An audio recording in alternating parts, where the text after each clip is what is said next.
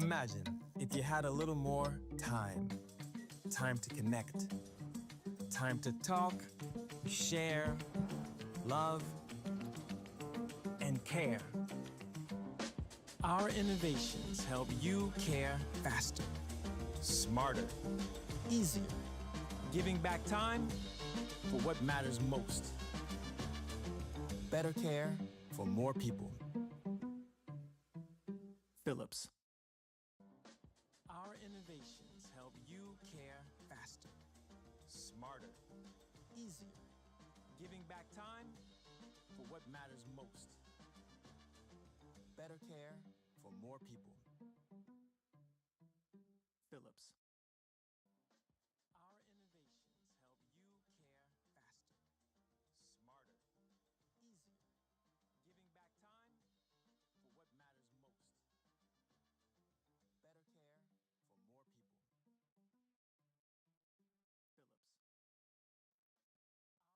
Philips.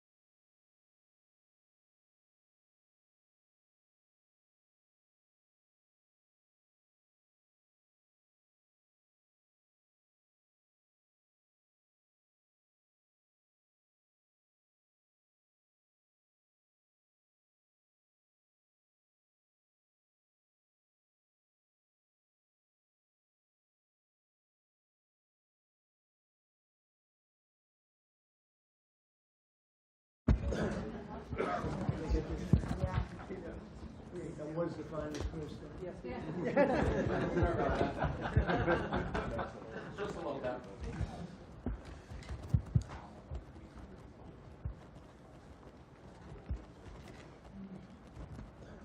Are you all set?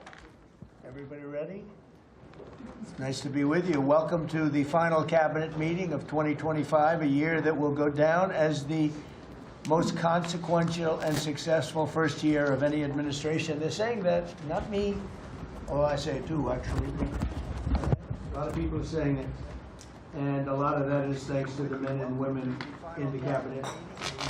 We're an improved cabinet room, I might add. We took pictures down from the vaults. We have vaults downstairs with lots of pictures that haven't been exposed to the world for, in many cases, over 100 years. We brought them up, and we're using them as they should be used. But the cabinet room looks beautiful, like it should now. The Oval Office looks beautiful, like it should. It was not. It was like the rest of the country. It was in disrepair. 1 year ago, our country was dead, and said to me by many leaders, we had a dead country. Now we have the hottest country anywhere in the world. It's true. The hottest country anywhere in the world. Think of that. In 4 long years of the Biden administration, there were just $1 trillion of new investments in the United States in 10 months. We've secured commitments of over $18 trillion. So they had, in 1 year, less than $1 trillion. That's in a period of 4 years. Think of it, 4 years they had less than $1 trillion. In 10 months we have more than $18 trillion. Is that right, Scott? It's even going to be higher than that. It'll be higher, but and going up. And we're waiting for the Supreme Court case, and it's so important and so vital for this country because we're not only respected again, we're putting out wars by our trade policies, and we're taking in hundreds of billions of dollars, and our country is wealthy again and secure again, and it's part of national security, and I hope that goes well. I think it's very important, but think of the number. We're going to be over $18 trillion in 10 months, and which is a record times probably 8 or 10 times, I think more than that, for any country. There's never been a country that's had that kind of an investment ever in history. And there's never been a country that's had half of that. It's a tremendous thing that's taking place. We have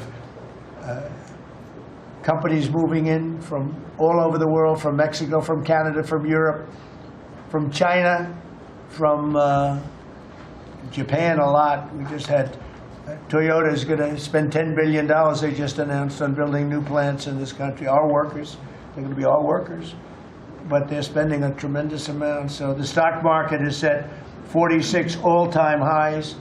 And this last Friday, which is called Black Friday, was the biggest ever online sales that there's ever been by a lot. More Americans are working today than at any time in the history of our country. I mean, these are the facts we have to get out. And, you know, there's this fake narrative that the Democrats talk about, affordability. They just say the word. It doesn't mean anything to anybody. They just say it. Affordability.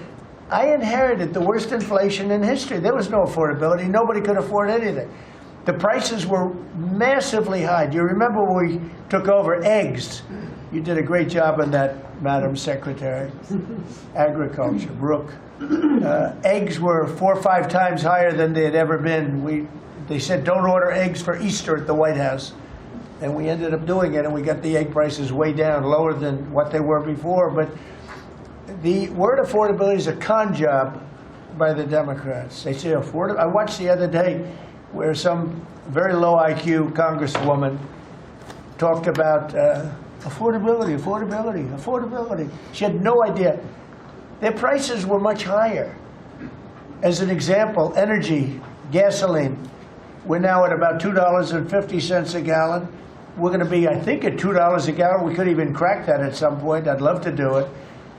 And we could do it more easily if we weren't building up the strategic national reserves, which Biden emptied out before the election so that he could try and get elected, meaning he started it, then he got thrown out of the race. Then she took over and she kept it going, and they emptied out these strategic national reserves, which are really meant for something else. They're not meant to keep people happy with the gasoline price. They're meant for war. They're meant for problems, big problems. He emptied it out, and then she continued it during the process of trying to get elected. Didn't work out too well for him. And they virtually brought it down to the lowest level, I believe, in history. And it didn't have much of an impact because the prices were very high. But our prices now for energy, but for gasoline, are really low. Electricity's coming down. And when that comes down, everything comes down. But the word affordability is a Democrat scam. They say it, and then they go on to the next subject. And everyone thinks, oh, they had lower prices. No, they had the worst inflation in the history of our country. Now, some people will correct me, because they always love to correct me, even though I'm right about everything. But some people like to correct me, and they say 48 years. I say it's not 48 years, it's much more. But they say it's the worst inflation that we've had in 48 years. I say ever. But whether it's 48 years or ever, it's pretty bad. We had the worst inflation that we've ever had. Since last January, we've stopped inflation in its tracks. And there is still more to do. There's always more to do, but we have it down to a very good level. It's going to go down a little bit further. You want to have a little tiny bit of inflation. Otherwise, that's not good either. Then you have a thing called deflation. And deflation can be worse than inflation. But we have it almost, we'll soon be at a perfect level. But we inherited the worst inflation. But we have 20 states that are now selling gasoline at less than the $2.75, think of that, $2.75. And it was at $5 under Sleepy Joe. Grocery prices are down with the cost of Thanksgiving turkey this year down 33%. It was lower than 33% lower than under the Biden administration. Egg prices are way down 86%, thank you. And mortgage rates, despite the fact that we have an incompetent chairman of the Fed, a real dope, who should reduce rates. I saw even Jamie Dimon said he should be reducing rates. I never saw Jamie Dimon say that. I wonder why he said that. But he really said it because he's right. But we have a guy that's just a stubborn ox who probably doesn't like your president, your favorite president. But they're going to be coming down. We'll be announcing somebody probably early next year for the new chairman of the Fed. I talked to Scott about taking the job, but he doesn't want it. You got the greatest job here. Yes, sir. Right? He said, no, I want to stay chairman. I want to stay right where we are, Treasury. And I think we're doing really great, aren't we? Yeah? We're doing great, sir. It's a great team to be part of. Yeah, no, it's amazing. Under my executive order to lower prescription drug prices, which I think is the single biggest thing we've ever done that nobody writes about because you're fake news. I've made unprecedented deals along with Bobby and Oz and all of the people that work on it. A lot of people that you wouldn't even think work on it, but they do, to slash drug prices by 200%, 300%, 400%, 500%, 600%, 700%, 800%.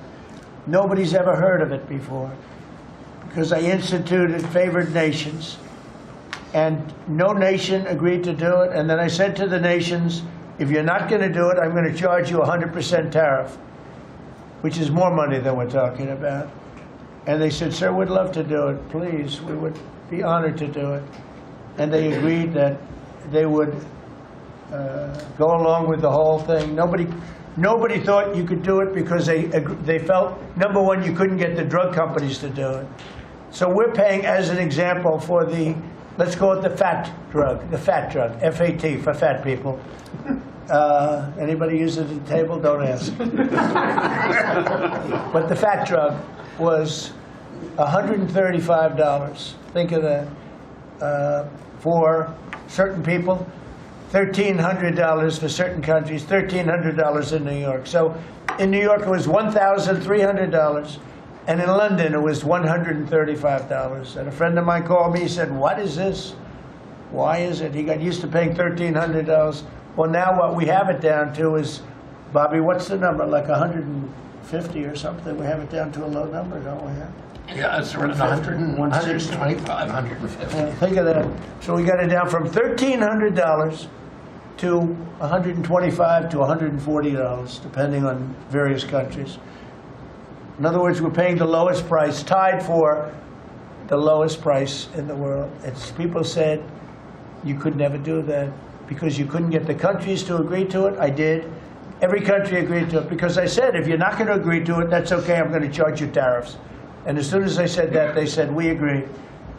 And then we had to be a little tough with the drug companies, but they came along. The bigger problem was the countries. The countries just wouldn't go along with it, but they did, every country. So we have reduced drug prices by 500, 600, 700, 800, 900%, depending on the drug, depending on the company, depending on all of the different factors involved. Nobody's ever even thought of drug reductions like that, price reductions. And I told you the story that in my first term, I was so proud of myself because I reduced drugs. It was the first time in 28 years that drug prices were reduced. It was 1/4%, 1/4%. And I was so proud of myself. I said, it's the first time in 28 years that drug prices went down over the course of a year, over the course of a presidency. 1 year. 1/4%. I had a news conference. I was so proud. Now I got them down, not 1/4%. I got them down 400, 500, 600% and more. And the fake news won't write about it. And it's going to have a huge impact on healthcare because a big part of it's buying drugs, buying prescription drugs. It's going to have a huge positive impact because Obamacare is a disaster. I said it years ago, and I say it now, and the money should be paid, taken away from the insurance company. Obamacare was made to make the insurance companies rich. Their stocks have gone up 1,000% in a short period of time because the money goes to the insurance company. I want the money to go to the people. Let all the money go to the people, and let the people go out and buy their own health care. And I see on television, people are advertising now, we will help you buy health care. We will go out and help you buy. That's becoming like an industry because of what I said. So something's going to happen. It's probably not going to be easy because the Democrats, frankly, they don't want to make a good deal for the people. They just want to make a bad deal for the country. They want to make a bad deal for the Republican Party. But the Republican Party is united, and I will say that what I would like to do is the money doesn't go, trillions of dollars get paid to drug companies. And you still have lousy health care. Obamacare's horrible health care. We want it to go to the people and then let the people go out and buy their own health care, and they'll do great. They'll do great. So we're negotiating that now with the Democrats. Well, congressional Democrats want the largest tax hike in history. I proudly signed the largest tax cuts in American history with the Great Big Beautiful Bill. The Great Big Beautiful Bill, the biggest piece of legislation ever signed, and that includes the extension of the original Trump tax cuts. But it's the biggest tax cut ever signed, and it includes no tax on tips, no tax on overtime, and no tax on Social Security. Nobody's ever seen anything like it. So think of that. And in addition, you get, if you buy a car, this is great for our car industry because we have a lot of car plants. We're bringing back the automobile business. 60% of it was stolen because we had incompetent presidents or incompetent trade people. But 60% of it was stolen over the years, and now I think we're bringing it all back. I think we'll be bigger than we've ever been in the auto business. That's not even to mention AI, where we're leading China. You know, we're leading China by a lot. They're not going to catch us. We have to be smart, but if we're smart, they're not going to be able to catch us. They know that. They told me that. Next year is projected to be the largest tax refund season ever, and we're going to be giving back refunds out of the tariffs because we've taken in literally trillions of dollars, and we're going to be giving a nice dividend to the people, in addition to reducing debt. We, as you know, I inherited a lot of debt, but it's peanuts compared to the kind of numbers we're talking about. So we're going to be making a dividend to the people, And additionally, we're going to be able to reduce debt. And as time goes by over the next 2, 3, 4 years, those numbers are going to go up. And I believe that at some point in the not too distant future, you won't even have income tax to pay, because the money we're taking in is so great, it's so enormous, that you're not going to have income tax to pay. Whether you get rid of it or just keep it around for fun or have it really low, much lower than it is now, but you won't be paying income tax. We've slashed $1 trillion in costly job-killing regulations, saving Americans an estimated $2,100 for a family of 4. The Biden administration was the exact opposite, but times 4. They went up $6,000. We went down $2,100. Think of that. To bring down energy, electricity, and utility prices, I ended the Green New Scam. They call it the Green New Scam, one of the greatest scams in the history of our country. They talked about global warming and all that crap, and what they've done to this country. What they've done by allowing 25 million people into our country, many of whom are criminals, many of whom 11,888 are murderers, and we have to get them out, and we're doing it. We're doing it. I think what the job that our law enforcement groups are doing, Christy, you and Tom and everybody, amazing. What you're doing is amazing. I terminated the insane electric vehicle mandate, and look, some people that make electric cars weren't happy with that. But we have to do that because you have to have a choice, whether it's a gasoline-powered car, and we have so much gasoline. You know, China doesn't have gasoline. We do. And whether it's a hybrid, which really are working really well, the combination of electric and gasoline-driven. But we, everybody was supposed to, by 2030, everybody had to own an electric car under the Biden stupidity. And not everybody wants to do that. I like electric cars. I like all cars. They're all good. They all have reasons. But you want to be able to go and buy what you want. I opposed historic tariffs that are now bringing in so much money that nobody's ever seen anything like it. And countries that were ripping us off, including allies, but they were ripping us off for years. I won't use the names. I won't mention Japan. I refuse to mention South Korea. I will not mention names. But they were ripping us off like nobody's ever been ripped off before, and taking horrible advantage of your country. But now we're making a lot of money. We're making a lot of money because of the tariffs that are pouring in. And it's really national security. Among everything else, it's national security. We've also rapidly turned the worst border crisis in world history. I believe we had the worst border ever in history. I don't care if you had a 4th world country. You know, we allow 3rd world country in. We would allow 4th world war countries in also. It doesn't matter. There was never a border that was as bad as our border. We allowed anybody in with no checks, no vetting. So we've rapidly turned the worst border crisis in world history into the strongest border in the history of our country, and probably one of the strongest borders in the history of the world, because we have nobody coming through. And I want to thank our people. The Border Patrol is so amazing, ICE, and I want to thank the military for the backup, because they're standing right behind them, and that was really nasty for a period of months, and now it's no longer nasty. Now they don't even come up. Nobody comes up. It's an easy job. It made your job a lot easier because they know they're not going to get through. And we take people in, but they have to come in legally. For 6 months in a row, 0 illegal aliens have been admitted into the United States. You believe that? 0. We had millions of people coming in a year, millions.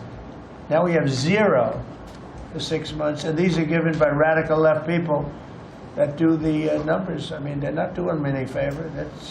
They're being we don't have our net numbers are unbelievable. But we had 0 people in the last 6 months. Illegal border crossings along the U.S.-Mexico border have plummeted to the lowest level ever recorded. And nobody talks about that anymore. You know, it's crazy. They don't talk about it. You think they'd say, well, Trump's done a great job at the border. This country is being destroyed by the border. But you always find something new, like, is he in good health? Biden was great. But is Trump in good health? I sit here, I do 4 news conferences a day. I ask questions from very intelligent lunatics, you people. I give the right answers. There's never a scandal. There's never a problem. I give you answers that solve your little problems. You go back and you can't find anything, but you do stories about Biden was in wonderful health. The guy didn't do a news conference for 8 months.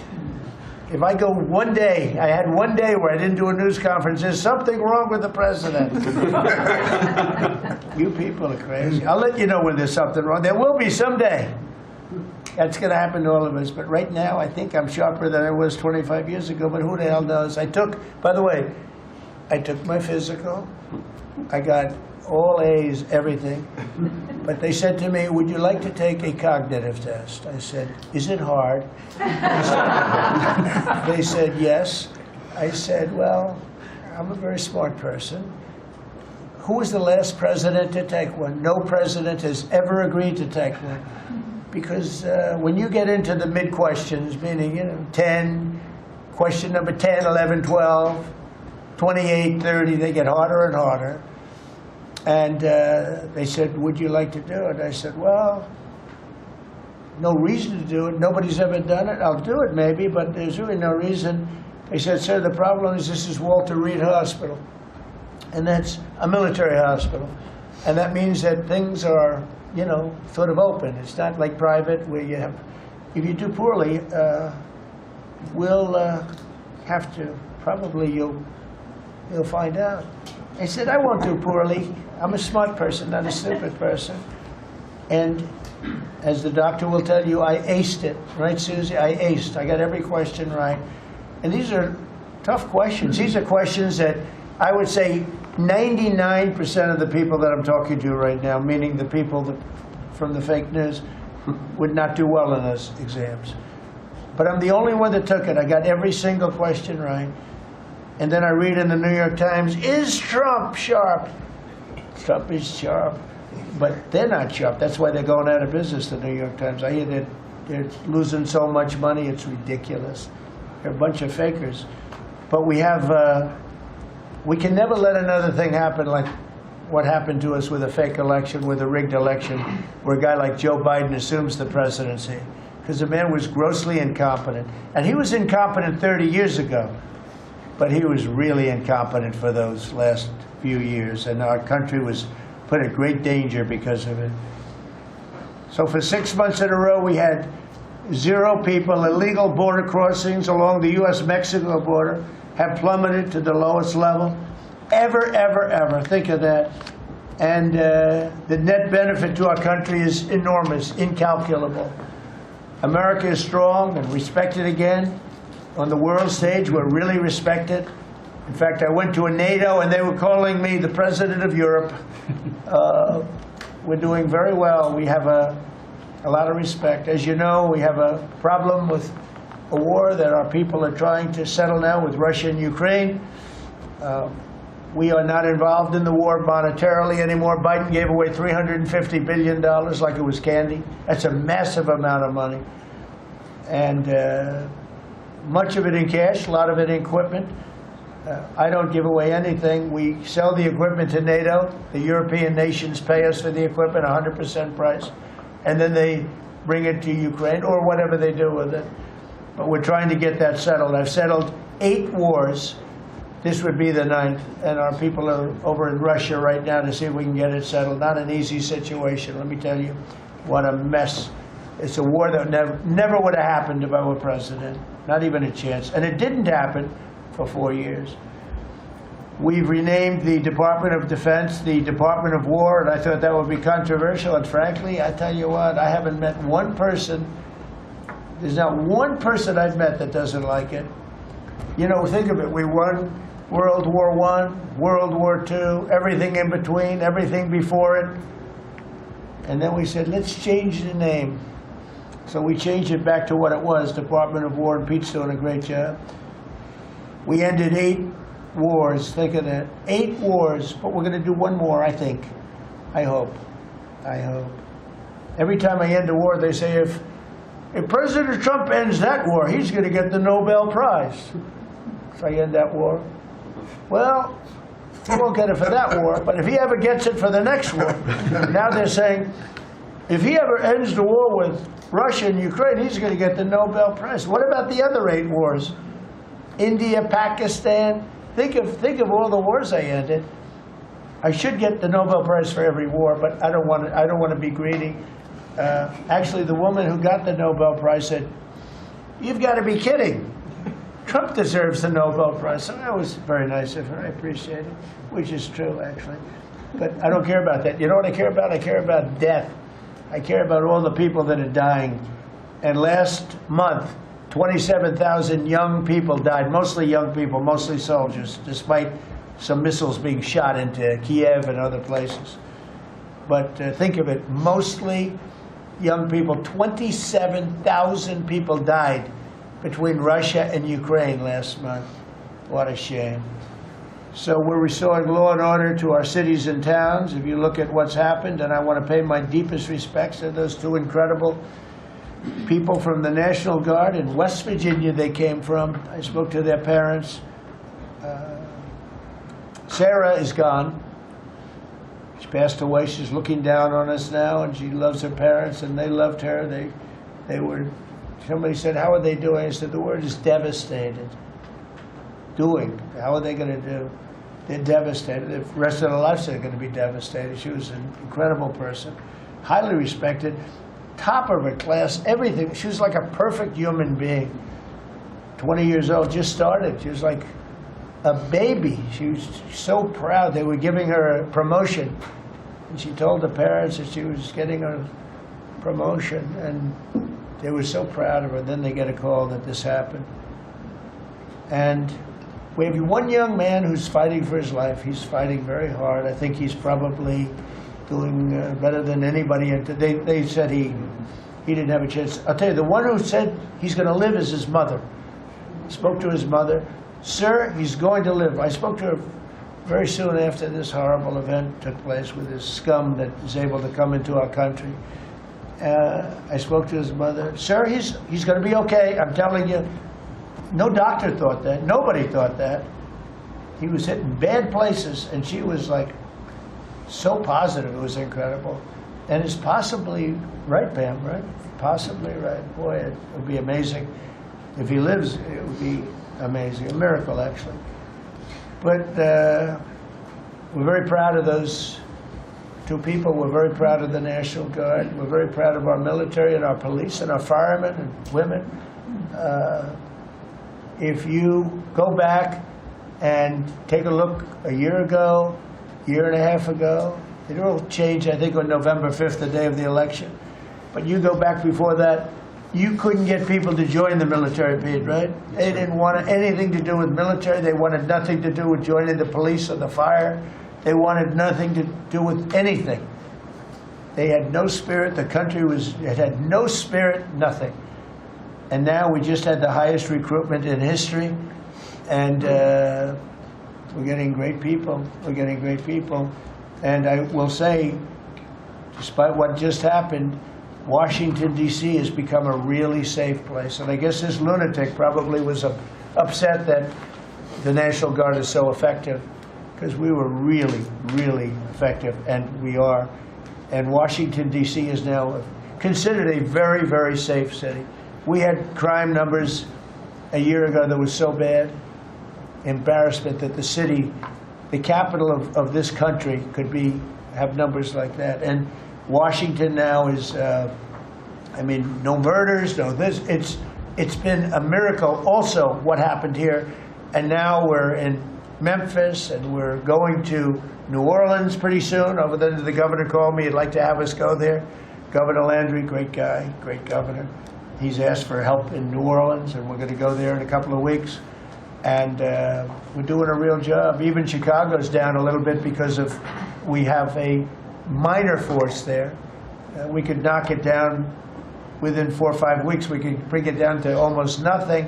But we have a governor that's grossly incompetent, and we have a mayor that's even more incompetent than the governor. He's a very low IQ person. And typically low IQ people don't make good mayors. So I want to thank all of our cabinet members. They're high IQ. Let me say one. Yeah, generally speaking, a couple I'm a little concerned about. No, but I want to thank, we have a great cabinet, an amazing cabinet, amazing people. All of them, you know, sort of have become stars. We're getting credit for the good cabinet, actually.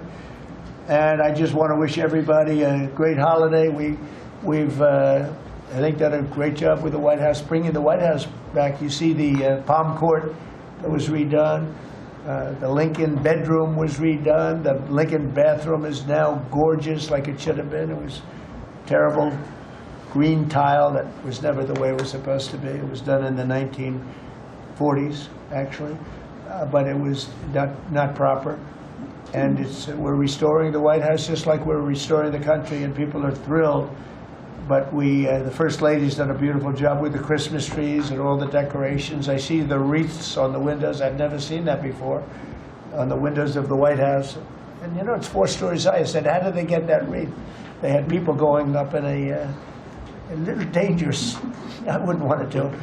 But they put them up, and we have wonderful people working in the White House, and they're really proud to bring the building back. Because this building was a little bit like the country. It was mishandled, it was mistreated, and now it's being given love. And we're building one of the great, I think, maybe the greatest ballroom. We needed it for 150 years. They've been asking. You see the trucks and cranes and excavators in the background, and you hear them, and every time I hear them, I love the sound. To me, I love the sound. I wouldn't say my wife is thrilled. She hears pile drivers in the background all day, all night. They go till 12 o'clock in the evening, day, night, pile drivers. Darling, could you turn off the pile drivers? Sorry, darling, that's progress. But no, we're doing great. It's going to be I think it's going to be the finest ballroom ever built, and we're going to have it here. They've wanted it for 150 years. Think of that. So I will just end by saying I want to thank the cabinet. It's been a great cabinet. Let's think of it. Time flies, but this is our last of the year, as I said, and I just think you've done a fantastic job. And we're going to go around the room. We'll go quickly, but we're going to go around the room, and we'll start with Pete, and you'll tell us about some of the achievements. And some of you have achievements that are so big, I don't want you to go through the whole thing because we're not done. But we'll start with Pete, and then if you want, we'll take some questions at the end. Please, Pete. Well, thank you, Mr. President. As you said, it has been a historic year at the Department of War. Recruiting and retention over this year are at the most historic levels our country has ever seen. When I had a chance to be on an aircraft carrier destroyer over Thanksgiving, the spirit in our ranks since the election under President Trump is unprecedented. I've never seen anything like it as a soldier myself in uniform, and I know a lot of you feel the same way. We've ripped out the DEI and the political correctness. It's all merit-based at the department. We're getting back to basics: accountability, training, readiness, lethality, and that's reviving that spirit. And Mr. President, we're rebuilding the military, historic investments. I just took briefings on the Golden Dome and F-47, next generation capabilities that are going to make sure that for generations to come, America has the most powerful, most capable, most lethal military in the world, which you have rebuilt once and we're rebuilding again. And then we're reestablishing deterrence and credibility. If you look at what happened, we deal with every day the outcome of what happened in Afghanistan, the debacle under Joe Biden. We just dealt with it in the streets of Washington, D.C. with those 2 National Guardsmen. And then what happened on October 7th with Hamas, what happened in Ukraine, a war that never would have started under President Trump. We're having to rebuild that. So whether it's freedom of navigation and taking the fight to the Houthis, whether it's Midnight Hammer, those beautiful B-2s going 37 hours back and forth, undetected, delivering with precision, and Iran not getting nuclear capabilities, Europe and NATO stepping up to 5%, locking down our southwest border. It's been an honor to work with Christy and Tom and everyone else down there to lock it to 0, operational control of our border. And then it's getting after and going after narco-terrorists and designated terrorist organizations in our own hemisphere. As I've said, and I'll say again, we've only just begun striking narco boats and putting narco-terrorists at the bottom of the ocean because they've been poisoning the American people. And Joe Biden tried to approach it with kid gloves. And allowed them to come across the border, cartels take over community, 20 million people, hundreds of thousands of Americans poisoned. And President Trump said, no, we're taking the gloves off. We're taking the fight to these designated terror organizations, and it's exactly what we're doing. So we're stopping the drugs, we're striking the boats, we're defeating narco-terrorists, and we're standing... And you may say one thing, that drugs coming in through the sea by sea are down 91%. And I don't know who the 9% is. I'm not sure either, sir, because but down 91% by sea. we've had a bit of a pause because it's hard to find boats to strike right now, which is the entire point, right? Deterrence has to matter, not arrest and hand over and then do it again, the rinse and repeat approach of previous administrations. This is meant to get after that approach. And I will just end by saying, as President Trump always has our back, we always have the back of our commanders who are making decisions in difficult situations, and we do in this case and all these strikes. They're making judgment calls and ensuring that they defend the American people. They've done the right things. We'll keep doing that, and we have their backs, Mr. President. Good job. Thank you very much. Howard? So we set out to stop the ripoff of the United States of America. This is about global change of trade. We've been ripped off since 1945 when we set this policy. So we set out, and together with my partners, Jameson Greer and Scott Bessent, we set out to change that. So we started, the first one was the UK deal, right? We asymmetric. They pay us 10%, and we get charged nothing. That allows us to export, and that began the process. Then we did the biggest, the European Union, 450 million people, $20 trillion economy. They completely opened their borders to us, and we charge them 15%. That makes America $100 billion a year and turns it back to where our economy is the best. And so it proved that President Trump's trade agenda was the right trade agenda. Then we go to Japan and Korea. They offer us $750 billion in cash to build in America at the president's direction. And we're going to start, as an example, nuclear. Right? We need to have a nuclear arsenal in America of power, the generation of power. So we're going to build hundreds of billions of dollars, financed by the Japanese and the Koreans, meaning they give us the money, we build it here, and we split the cash flow 50-50. We're going to build ships, $150 billion worth of ships in America. That changes the way things work. Right? After those trade deals, then you go to how are we going to reshore? Right? Let's start talking about the auto industry. Right? We've been competed against by Koreans, the Japanese, the Europeans. We're kicking our tail. President Trump changed it. 25% tariffs. Bring it all home. This year, General Motors stock up 40%. Ford up 34%. And on the same day that we announced we had set all the tariffs, Sean Fain, the head of the United Auto Workers, called and said, I can't believe I'm calling a Republican Secretary of Commerce to tell the president that this is the greatest administration for auto workers in America. Stocks up and auto workers up. That proves that President Trump understands how to take care of the whole ecosystem, both the companies and, more importantly, the people who work there. Semiconductors. Right? We didn't build any. The Biden CHIPS Act was a $60 billion giveaway. Right? We've now turned that.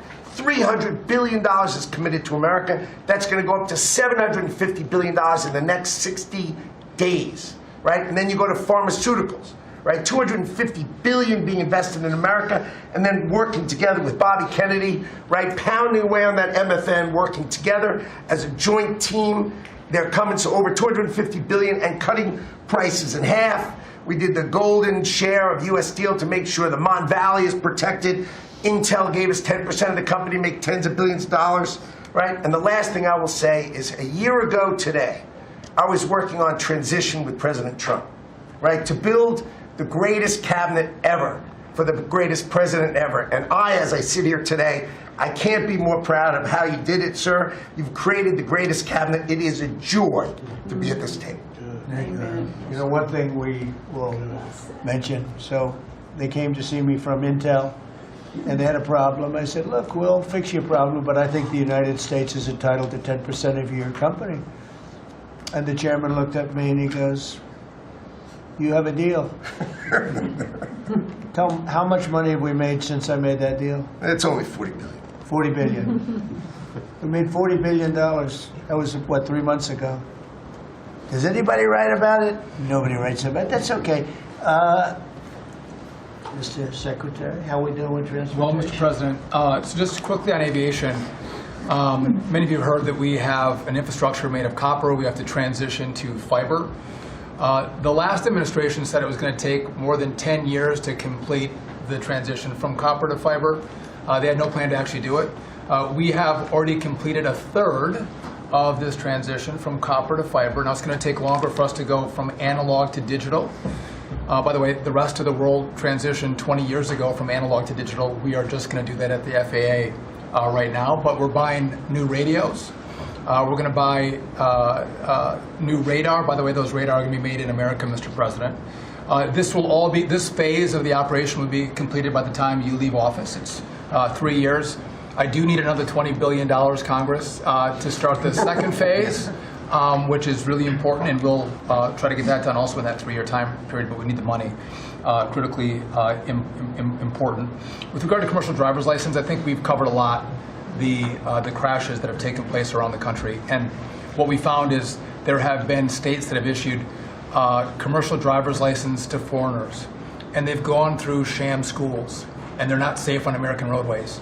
And so, in partnership with Secretary Noem, we have driven those numbers down. We got California, Gavin Newsom, to revoke 17,000 unlawfully issued licenses. We've closed down half of the fake schools that give out these fake licenses, all critically important. Governor Tim Walz of Minnesota gave 33% of these licenses unlawfully. People that should never have a driver's license driving a big rig on American roads, endangering the American people, shameful. We've cleaned up Union Station here in D.C. per your directive. We're going to rebuild Penn Station in New York. We're going to break ground at the end of 2027, get that project operational. And, Mr. President, a lot of us, I fly commercially, I fly back by the bathrooms. I don't know why that happens. They put me in the back. We've asked Americans to bring their better selves, to bring civility back to travel, to say, listen, let's say please and thank you. And if you have someone's pregnant on your flight and you're as strong as Pete is, well, pick up the bag and help her put it in the overhead bin. Let's be nice to each other, is what we've asked. Maybe not wear pajamas or slippers on the airplane. And I think it's been received fairly well, and I think we can all have a better travel experience when we do that. And just the last point I'll make is there was a big football game where the Merchant Marine Academy that falls under DOT actually beat the Coast Guard with Kristi Noem. We beat them by 1 point, and so we're very proud of that. And, so well done, Kings Pointers. So a little bit in a nutshell, we're rebuilding the air traffic control under boot edge. That is supposed to be boot edge. Who's another grossly incompetent person. He'd get in his bicycle right to work. And he was just terrible. What they do is they take the fiber optics and they take fiber trying to hook it into copper. And fiber and copper don't mix. You can't do it. But people knew that for the last 30 years since they started doing the fiber. And they spent billions of dollars, and it didn't work. And you saw that by the helicopter crash. You saw that by Into the Plane.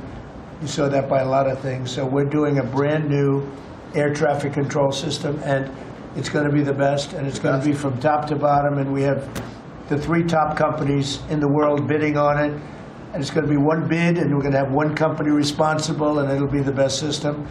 And it's going to be, look, our skies are safe, otherwise we wouldn't let people fly. But we're going to have the safest skies. We're going to have the best system anywhere in the world.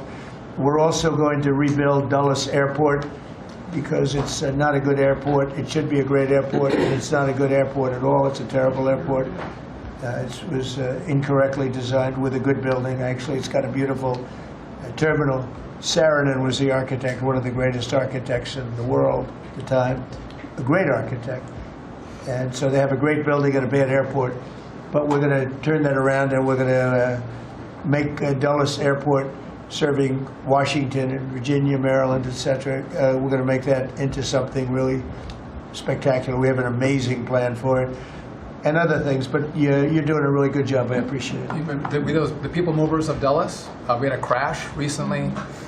So we're going to announce that later today, a request for bids on this. But again, it's a not a great airport, which we can make great in this administration, Mr. President. We have a design that's amazing for Dulles. It's going to take Dulles and make it a really bad, it was a badly designed airport. We're going to make it into as good as there is in the country. It'll be exciting. Okay, please. All right. Well, Mr. President, it's good to be here at this meeting because in 1 year you can look around the table and see the change. And I think one of the biggest changes is how this cabinet works together. And I want to start there. This has often been said, I found out some things this year that I didn't know, that the Department of what was Defense, now Department of War, and the Veterans Department had never really communicated. Now, we're fraternal twins, in a way. Pete and I are.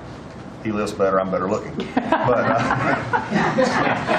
But in the looking at this, I mean, he brings them in. He keeps them for a number of years, up to 20 or longer. And then they come into what the country is committed to our veterans. And if you don't have both ends working correctly, then recruitment lags, morale lags, and we've been able to work and fix a great deal of that. I didn't need to change our name, but I did do one thing. I put the veteran back first at the VA. And we did that in 1 year. How did we do that? We started taking things that have been neglected for a long time and put them back. We had a backlog in which we've dropped over 160,000. We're not talking year-to-year change at the VA. We're talking 5-6 years. We have to go back 5 to 6 year prior COVID numbers to see the change of backlogs that are now reduced. We do it in 6 months instead of the long time it took. In fact, it grew under the Biden administration. It shrank over 160,000 under us. Champ VA, which is a program we have, has basically been back to day to day. It was at a terrible state, which delays and claims and everything's going on. We've got that back. We're doing things like taking a new look. I have one question that I ask when I go to my hospitals, with probably over 170 hospitals, 1,200 clinics, and I ask the people one thing, Mr. President. I said, what are you doing right now that if you were just honest and I wasn't standing here, you say, this is stupid? It's been amazing what we've gotten, and the feedback that we've had. We've been able to change how we do credentialing, how we do privileging, how we do hiring. We're all working through that, and it has all made a difference for our veterans as we go forward. CNP exams for veterans out there listening. If this is the one where disability claims, where they say, well, let me send you to a doctor to make sure. Most of the time we have that already in the record. We're working now to where those could actually be changed, where we just look at the record and not have to send them to the doctor. That's almost a $3 billion savings that we can let, and also not taking what the veterans did. We're also getting ready to announce here pretty soon a reorganization that's going to bring our hospital system organizationally in line with the 21st century. We are the largest healthcare organization. It's about time we acted like it, Mr. President. You gave that leadership, and we're going to do it. And also one thing, community care contracts getting ready to go out. It's one of the largest contracts in the federal government, but it does exactly what you and I have talked about before, making sure that our veterans can get care in the system or in the community, wherever they want it. We're getting ready for that. Now, I have one thing for all the press who really enjoyed the first of the year, saying, oh, you know, they're going to cut all these jobs, 80,000 this, 80,000 at the VA. Mr. President, every success that I just gave you came after the fact, or pretty much after the fact, that we had 30,000 take early retirement. Early retirement, no risk, although you reported it as loss and risk, you can't help yourself. 30,000 took the retirement. Every bit of the success that I just told you about came with a reduced workforce. There was a motivated workforce that said, how can we take care of veterans? That's what this cabinet does. That's what we're doing for you. Good. And you've got the highest approval rating we've ever had at the VA, so that tells you something. You're doing a great job. Thank you very much. Jameson, please. Well, there's been some activity on trade this year. You know, for about 75 years, we had a system, global trading system, that was premised on the United States having totally open borders, right? Not just on immigration, but on goods and services, and everyone else generally kept higher tariffs, higher non-tariff barriers, etc. Obviously, the outcome was we had a huge trade deficit. You took it head on. You gave all of us who work on the file a lot of leverage. So we spent the past 10 months or whatever we've been doing now just going around the world and flipping the script. So now we're in a situation where we've protected our industries, we have the tariffs, and the other countries have decided to take their tariffs down and non-tariff barriers. And we've done it in a very constructive way. We've achieved agreements on reciprocal trade, which are a new kind of trade agreement that's really focused on making sure we have balanced trade, we have reciprocal trade, that we're treating each other fairly. and it's been embraced by the international community. And it's going to be exciting to see what it's like 5 years, 10 years from now, because you've changed it. And that's how it's going to be now. And I think you should be commended for it, and we look forward to seeing what comes in the next few years. Thank you very much. You're doing great. He's doing a great job. Thank you very much. Please. Thank you, Mr. President. Last time I was here, I said that the amount of dereg that we had for regulatory was 30-1. Since then, it's up to 48-1. Your goal had been 10-1, which was in excess of 6-1 in the first term. It's actually much higher than that, but I made my team redo the threshold a little bit because it sounded so unbelievable. But the amount of work that's being done with this entire team is astronomical. And another detail in that is that when we propose a rule, some of the biggest ones that you care the most about don't go into that count until they are finalized. So next year we should be even more eye-popping. One of those to talk about is the federal acquisitions regulations, which you gave us a charge 6 months ago to dramatically reduce. In 6 months, we've lowered it by 25%. 500 pages, 2,700 mandates, which is a third of the mandates. That's going to lead to savings, competition, and speed.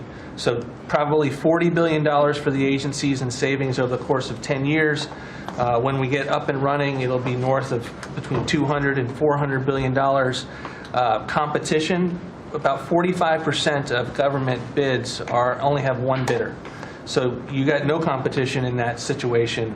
That will now change, and then we're just getting faster, months, and hopefully we turn it into years, which means you all around this table can buy things that you need quickly, and that you have better vendors to come, many of them small businesses who want to participate in the federal procurement process. So making all sorts of improvements on that front. It's very exciting. Thank you, Mr. President. Great on the regulations. We're cutting them at levels never seen before. And I have the record from the first 4 years, but we're blowing that record away, so it's been really great. Good. Scott? Yes, sir, Mr. President. Great to be with everyone. And, you know, when you were giving your report, which was fantastic, and I listened to the report of all my colleagues here and those that will come, it reminds me when I played in the NFL, we had this thing called game film. You know all about film. And we had a saying that said, the film don't lie. The film tells a real story. And I hope that the American people, when they watch the film that's going on now in this time in our history, that they will see that America is greater today than it ever has been. And so I thank you for that. And thank you for giving us good stories that we can tell for the American people. Scott, we're saving our country. Yes, sir. Okay, and I don't want to be braggadocious. We're saving our country. Our country was going down and would never have been able to come back. We're saving all of us, but we're saving our country. All right, go ahead, please. Yes, sir.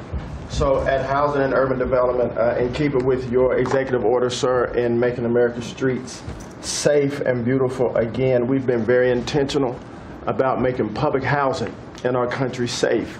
And I want people to know, our colleagues know this, but people in America know that we actually care about people that live in public housing around our country.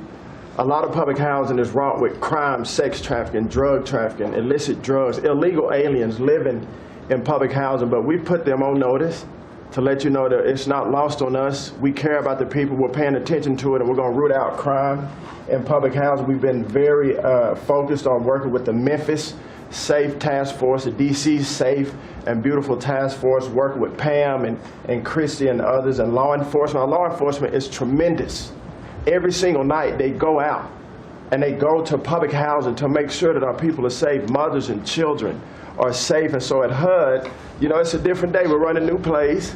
The film was real bad when I came in, I'm going to be honest. But we are giving the people that live in public housing the assurance that they will be safe. And we also announced a new crime hotline, sir, that people that live in public housing, if they see criminal activity, if they see illegals living there, if they see drug trafficking, if you see it, if you hear it, report it.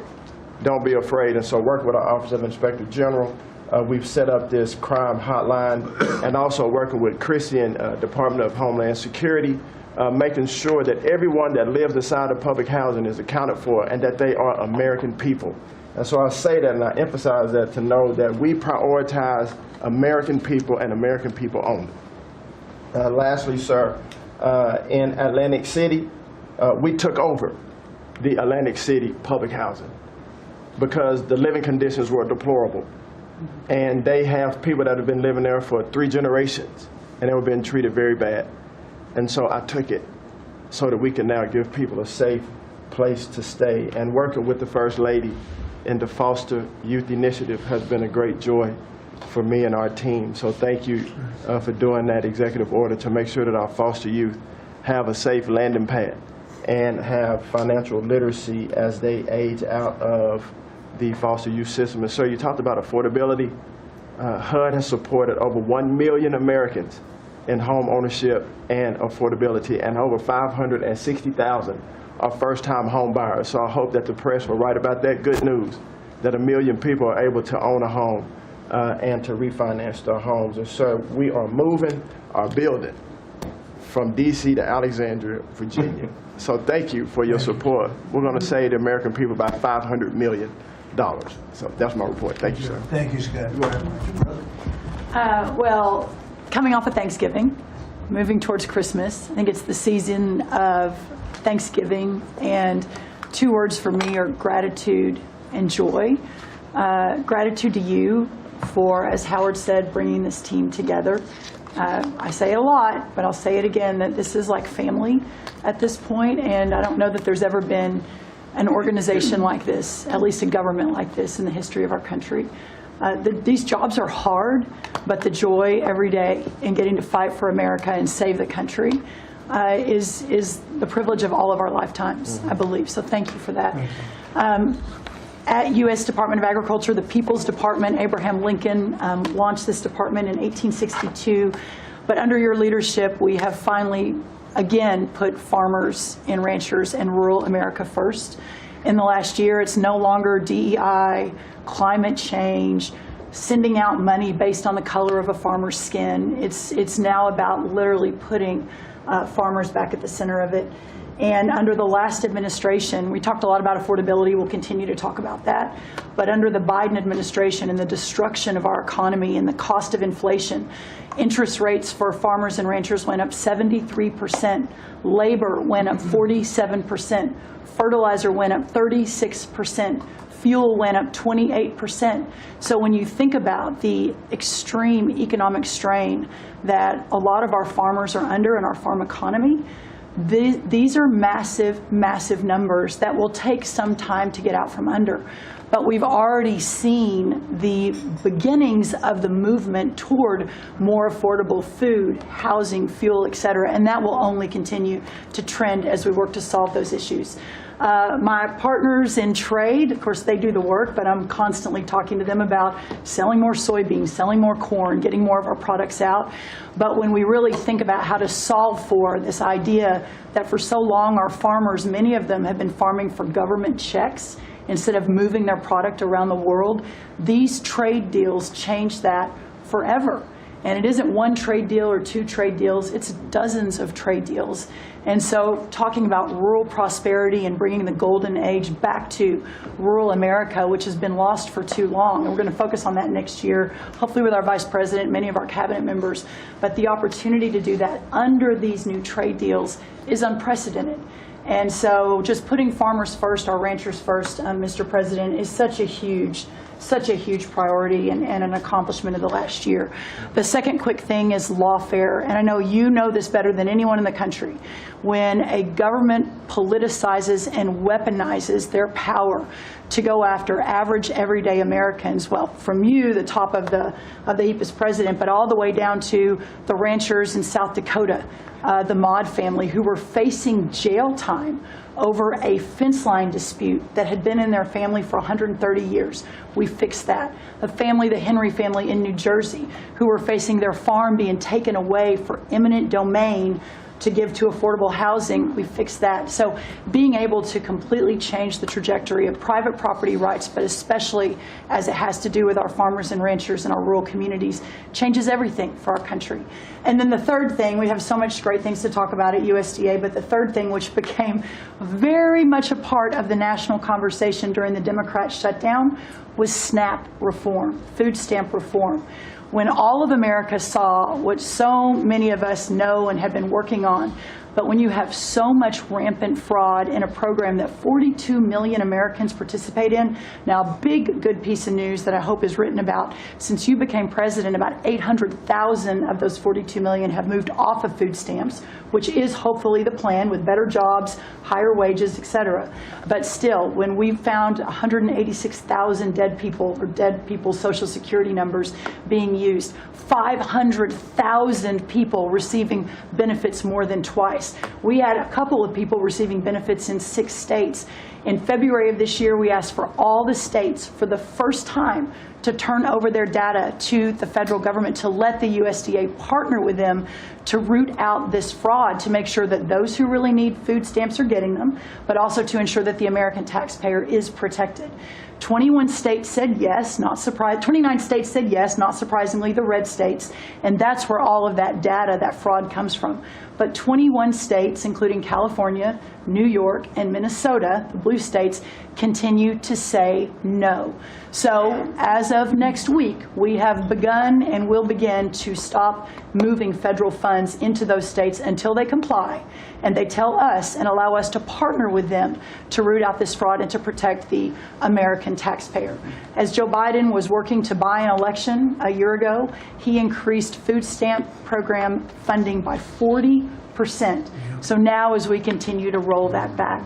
So the partnership in Making America Healthy Again is also in food stamps, but a lot of what Bobby and I are doing together is really remarkable. But again, just gratitude and joy for this work, and so grateful to you. The final thing I'll say, a lot of gratitude to Secretary Marco Rubio for wearing his Aggie maroon tie as a reflection of Texas A&M beating Florida handily about a month ago. So Marco, I want to thank you, and much gratitude and joy in my heart as well. Yes. But thank you, sir. We also have to say something about China with one of the largest purchases ever in our country, the soybeans. Yes, sir. And so I want to thank President Xi. We had a great meeting. We were in South Korea, and I went to a lot of other places too, but we met in South Korea, and President Xi was great. And China gave us among the largest orders in the history of your world, agriculture. That's right. So. And sir, may I say, this is the remarkable result of real leadership, and your real leadership. Just a couple of days ago, China announced that they were going to halt all purchases from Brazil because they had found some irregularities in some of the soybeans they're buying from Brazil. And what that means is a continued signal that this country and our farmers produce the best, highest quality soybeans, sorghum, et cetera, in the world. And what you've been able to do is open those markets up and, again, move toward an era where our farmers are not so reliant on government checks, but they have the markets to sell their product. Having said that, we do have a bridge payment we'll be announcing with you next week, as we're still trying to recover from the Biden years. That's right. To help the farmers. We're That's going to help right. the farmers. They did not help the farmers. That's right. Thank you very much. Thank you, sir. Scott? Mr. President, it's been a great year on the economy, but the best is yet to come. The tens of trillions of dollars that have come in investment, both the portfolio investment by companies, investment by countries, that is turning into a CapEx boom for the U.S. Capital expenditures up 15% in history. When CapEx is up, jobs will follow. The One Big Beautiful Bill is an incredible, as you said, thanks to your leadership, along with Speaker Johnson, Senator Leader Thune, we had that done on July 4th, which everyone said was impossible. And the great thing about that bill, sir, for the American people, it's for industry, 100% expensing. Build your factory here. You can write it off immediately. But you also insisted on the 4 benefits for working people: no tax on tips, no tax on overtime, no tax on Social Security, auto deductibility for American cars, and that is retroactive. So as a result, in 2026, we are going to see very substantial tax refunds in the first quarter. So the best way to address the affordability crisis is to give Americans more money in their pockets, which is what this bill has done. We're going to see real wage increases. I think next year is going to be a fantastic year. taxes, deregulation, energy certainty. That's why everyone with your leadership is coming to America. Bond market had its best year since 2020. Everyone said couldn't be done. So we're going to have growth. We've had 2 4% quarters before the Schumer shutdown. We're going to go back to that. So not only are we going to have great growth, but it's going to be low inflationary growth. And stock market obviously is following, but next year is going to be the year for Main Street as all this kicks in. And you came in, immigration, I called it the 3 I's, immigration, interest rates, and inflation, that were killing the American people. Close the border, the promise kept. Interest rates are down, and 10-year bond, again, best year since 2020, and inflation led by energy prices is going to roll next year. I think it's going to be a fantastic year. That we can look back, be very proud of this year, but I think 2026 is going to be great for the American people. Thanks to you. It's going to be great. Thank you very much. Mr. Vice President. Thank you, Mr. President. It's an honor to serve with this great team that you've assembled. And I just want to pick up on something you said, Mr. President, because you hit the nail on the head, that it is absurd that Democrats talk about an affordability crisis that they created and the people around this table work every single day to address. You'll hear a lot of statistics today. You hear a lot of statistics in our political conversation. I think the most important statistic for the American people is that under the Biden administration, the average American family lost over $3,000 of household income.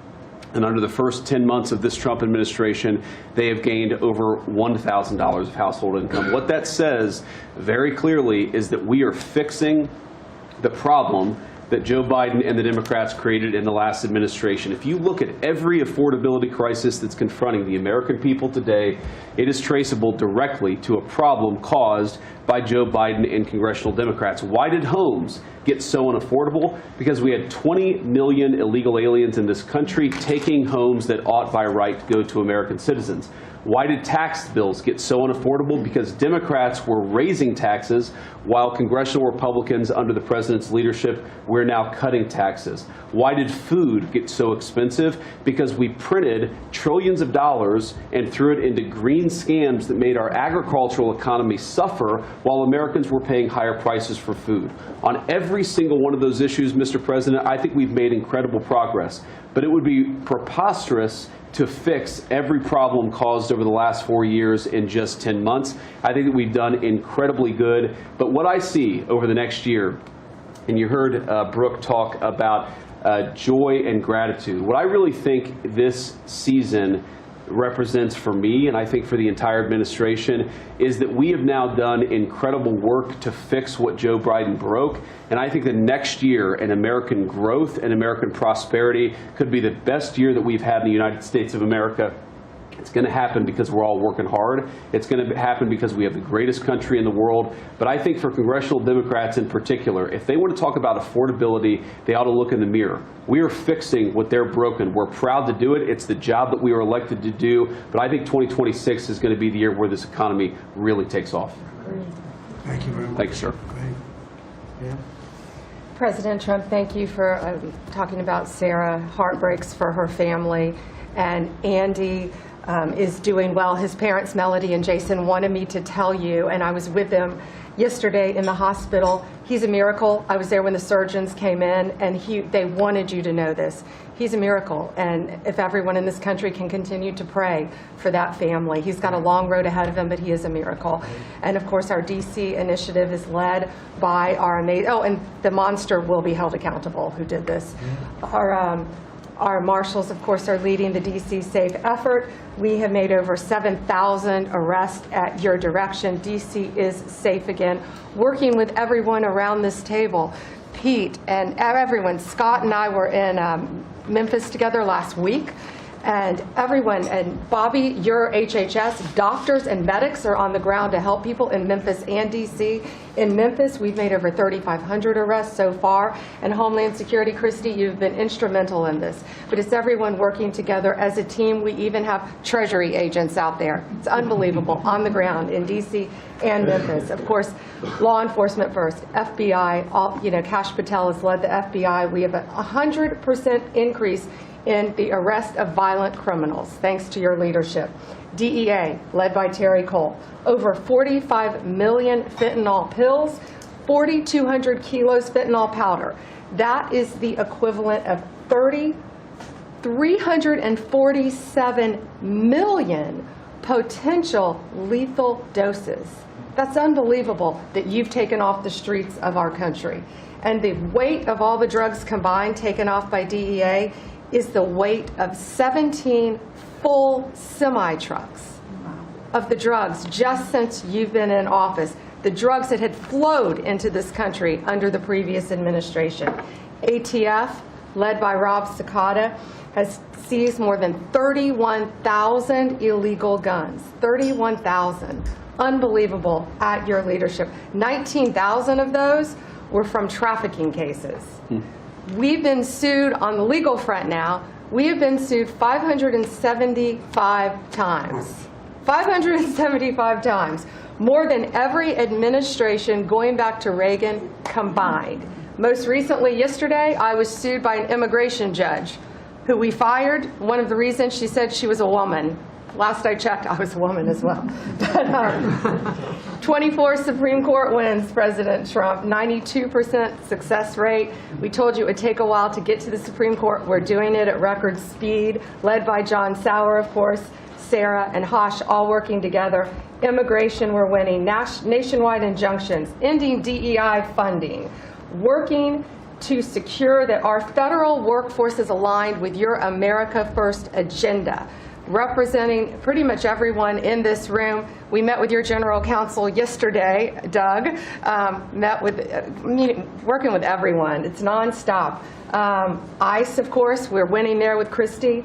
We're Brooke, SNAP benefits, won there. Marco, USAID. Pete, National Guard, of course, going nonstop. Our U.S. attorneys are fighting violent crime, working around the clock to make America safe again, which was your directive. Our Civil Rights Division, suing Gavin Newsom 3 times now, Prop 50, keeping boys out of girls' sports, and in-state tuition for illegal aliens. We've sued over election integrity. We are litigating major universities with Linda. Thank you, our Civil Rights Division, for everything that you've done to end DEI in our schools. Our Civil Division fighting sanctuary cities every single day. And of course, our Antitrust Division with Google, major settlement. Our attorneys are working on terrorism, TDA, MS-13, Antifa, President Trump. We've charged more than 500 defendants with assault on federal officers thanks to your directive. And also, we have dropped countless cases against Americans that were prosecuted under the Biden administration, including J6, COVID, FACE Act, and more. And as everyone knows, we cannot talk about pending grand jury investigations, but no one is above the law, and that includes what happened in Arctic frost. I hope everyone has a very Merry Christmas, Happy Hanukkah, and Happy Holidays. Thank you for fighting for our country. Thank you. Thank you very much. Please.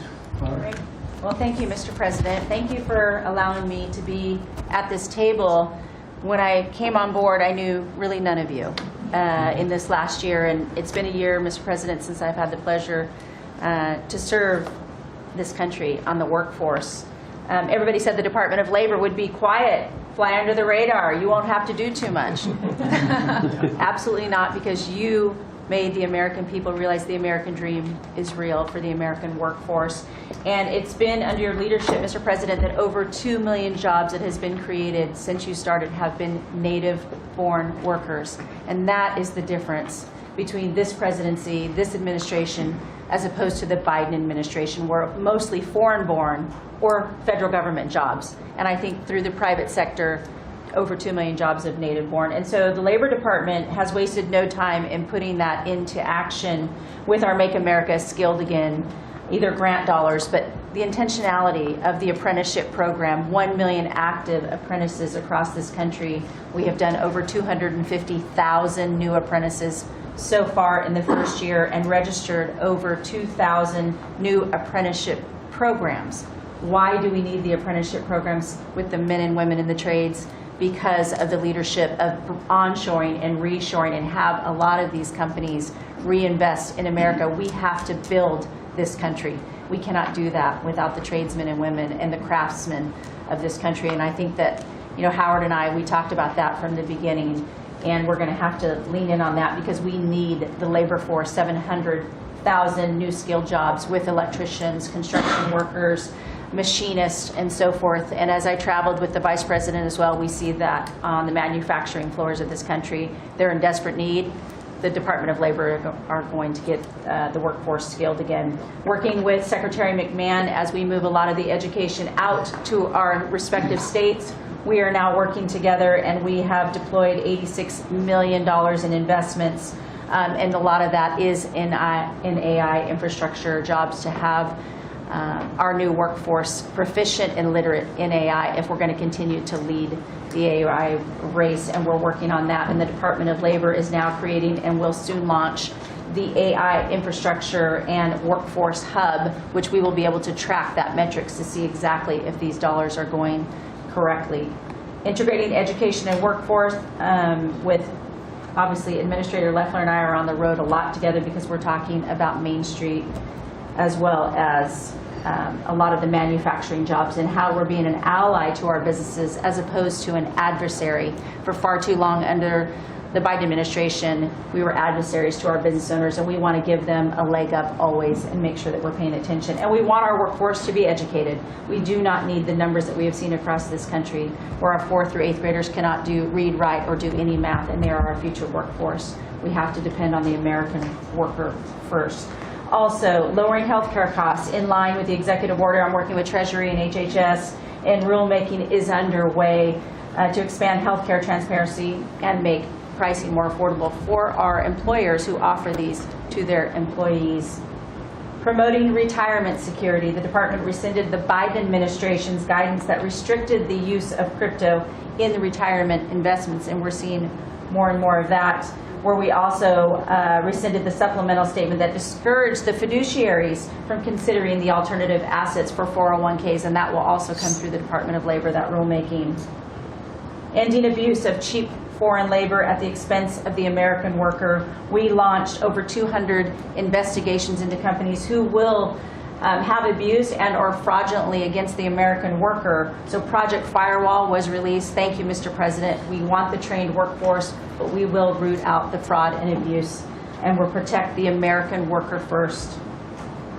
And slashing the job-killing regulations. The department has rescinded discriminatory DEI practices, and I will tell you, reducing compliance costs for businesses as it was for DEI has saved American businesses nearly $1 billion this year by just getting rid of DEI for that compliance cost that they've had to do. So, Mr. President, continuing to skill the American worker, the American workforce is going to be my mission. We have to do it faster. We have to do it quicker. We have to build so that the American people can realize that American dream that you have laid out so eloquently. And it's an honor to serve under this administration and to talk to the American workers who believe in the American dream again, the pride on their face, the pride of the American worker, the skilled men and women who build with their hands. It's an honor. Thank you, and Merry Christmas. Very good job. Thank you very much. Chris? Mr. President, I am honored and frankly inspired to sit at this table with this incredible team of leaders that work every day for one and only one constituency, the American people. Not this group or that group, the American people. The price of energy that's very much on the mind of Americans. The biggest determinant of the price of energy is politicians, political leaders, and policies. That's what drives energy prices. Under your leadership, what we've seen in the United States is just a steady drop in the price of gasoline, a huge consumer cost for Americans. As you mentioned early on, well below $3 a gallon right now and trending downwards. There are a number of stations in the heartland of America with $1.99 signs flying today. That's simply impossible without the leadership and changes you've brought. Now, of course, you can go to California, where the average price of gasoline is between $4.50 and $5 a gallon today in California. That's just bad political leaders there and bad policies in California. And taxes. And taxes. Taxes they charge on gasoline are just insane. Terrible.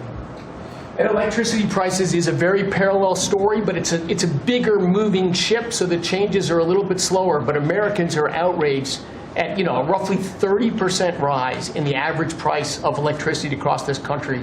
But everything we are doing together is going to reverse that. Not just stop the rises, but start a downward trajectory in electricity prices. And I can say that with confidence, not because we think these policies will work. We know these policies will work, and I'll get to that in a second. We're going to stop closing power plants. We've already done that, of course. Stop closing the coal power plants and natural gas plants that were shut down. We've got over 30 gigawatts of generators just sitting there today, not allowed to run. Well, of course, we're fixing that immediately. We're going to bring on from our existing grid tens of gigawatts more capacity that'll drive down the cost of electricity. But if we look at the last 5 years to see what works and what doesn't work, the most Trump-aligned policies in the electricity sector were by, no surprise, one of your cabinet members, Secretary Burgum, for 8 years governor of North Dakota.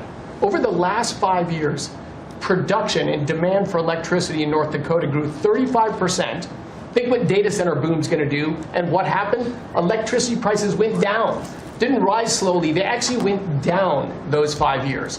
That's the answer. Trump-aligned energy policies increased demand for electricity. Nebraska and Texas, more Trump-aligned states, had significant growth in demand for electricity. They had electricity price rises, but well below the price of inflation. Unfortunately, Biden brought all of us a lot of inflation. If you look at the other end of the spectrum, California, New York, Massachusetts, Connecticut, Maryland, I could go on. What happened in those states? Policies and politicians that force the building of unreliable electricity generation, which requires new infrastructure and transmission lines. And what happened? Today they produce less electricity than they did 5 years ago. A lot of spending money and less electricity. What does that mean? Of course, much faster rises in the price of electricity. Blue states have had 1.5 times faster rise in electricity prices than red states. Red states alone, less than inflation. We need to bring those policies. You are bringing those policies to the national level. We hope the blue states will come along with us, but your policies are going to start the decline of electricity prices nationwide under your leadership by just bringing back common sense. So thank you for allowing me to be part of this team. For people here who are focused on winning, special thanks to Howard and Scotty who were there with me to see the Denver Broncos win on Monday night. Now we want nationwide wins on energy for 3 more years. And we're doing more energy production than we've ever done by far right now. Records across the board that will continue to be reset every year you're in office. Thank you very much. Well, Mr. President, thank you for giving me a very interesting job. Some days it's a little controversial too, but it's been an honor to work for you. You are a great American. The fights that you pick are the right fights, and they're always on behalf of this country. So I appreciate the chance to do this job heading up this department. If you think about what Joe Biden did with the Department of Homeland Security, he used this department to invade the country with terrorists. He opened up the borders, let anybody come in that wanted to. He put them on airplanes. He let them through our airports. If they could figure out a way to get to our shores and in our country, he just opened the door and invited them in.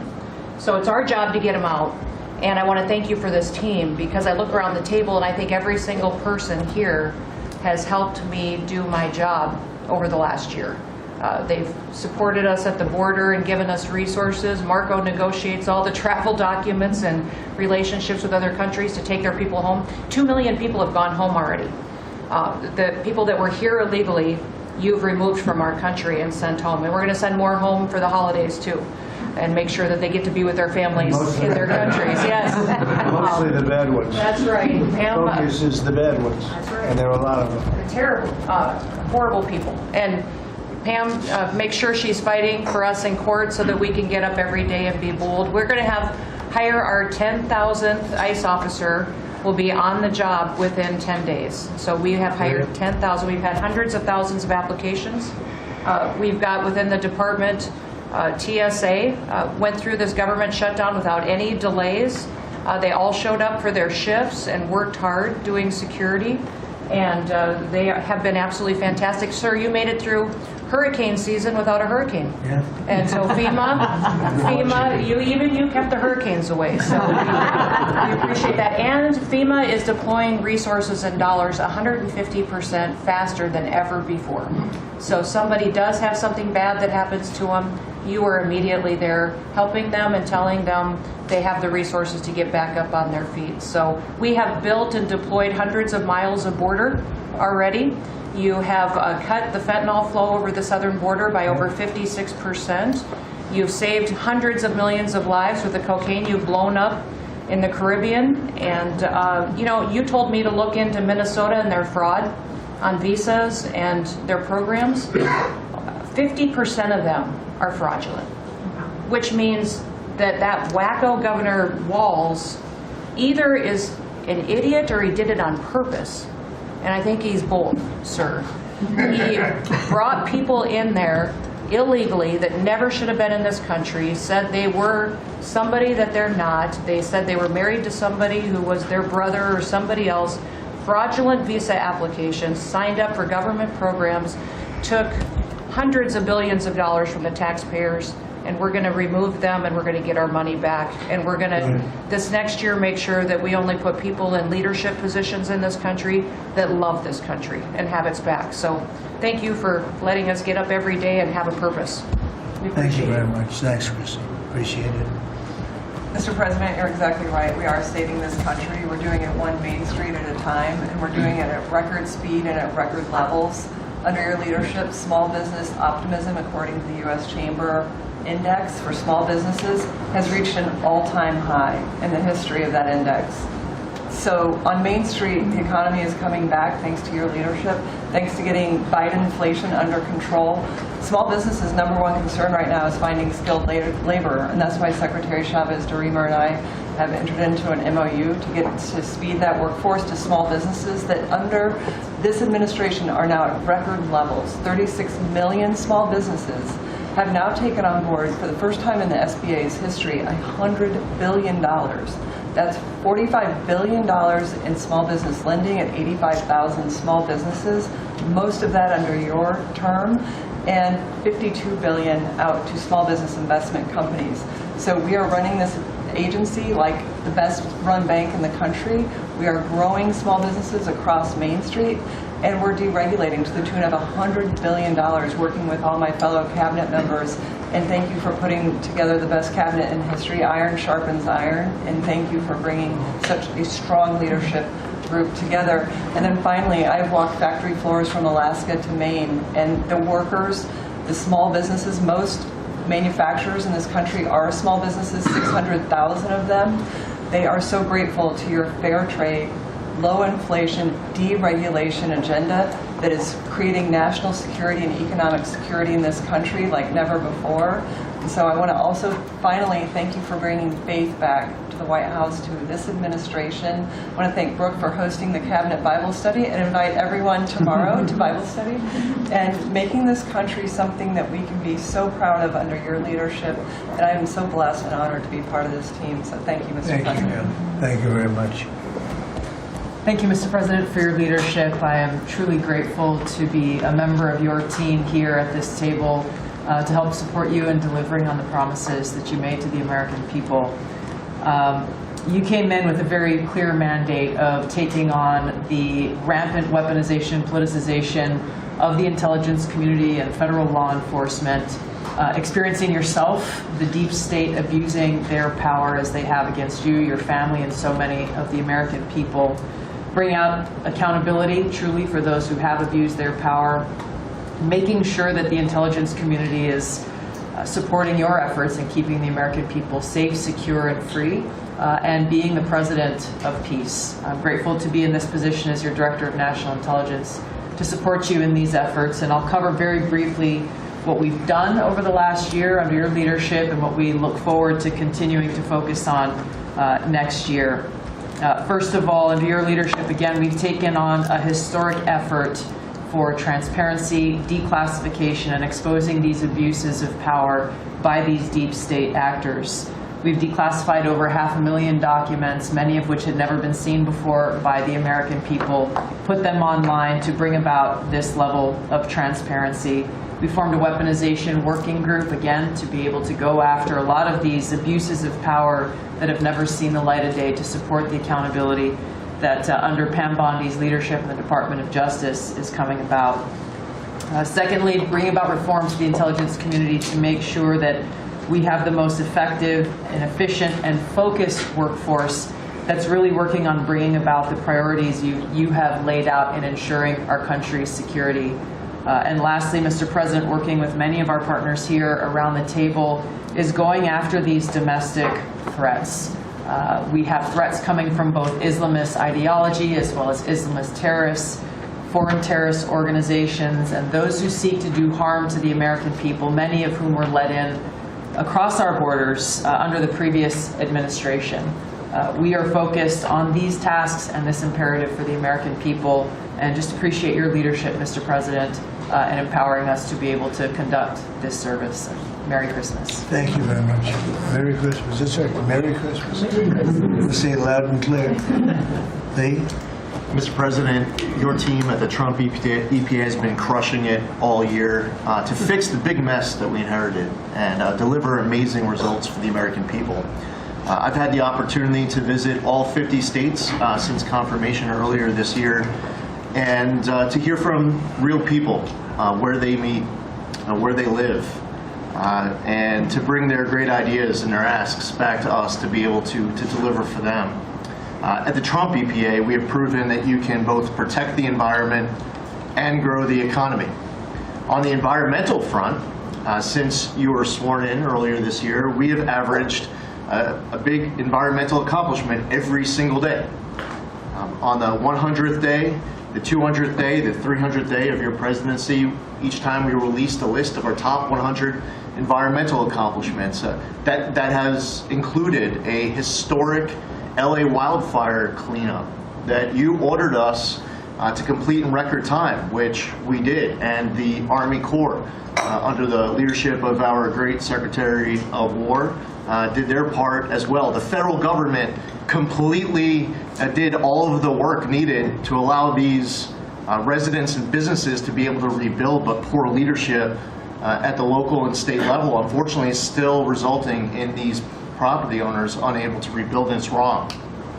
We also were able to reach an agreement with Mexico to be able to implement a plan to permanently end a decades-old raw sewage crisis on the southern border with Mexico. And Secretary Rubio and his team, Chris Landau, Ambassador Johnson, they've been amazing to get that done. On the deregulatory front, we have proudly launched a massive blitz that amounts to the largest deregulatory effort by any agency in the history of the United States. To put some perspective on it, in 1 year, at one agency, we will do more deregulation than entire presidencies have done across all agencies. It's incredible. You could go back across 4-year terms, 8-year terms, you've never seen this much deregulation. One agency, 1 year. In fact, when finalized, the proposed rescission of the 2009 Obama EPA endangerment finding amounts to the largest deregulatory action in the history of the United States of America.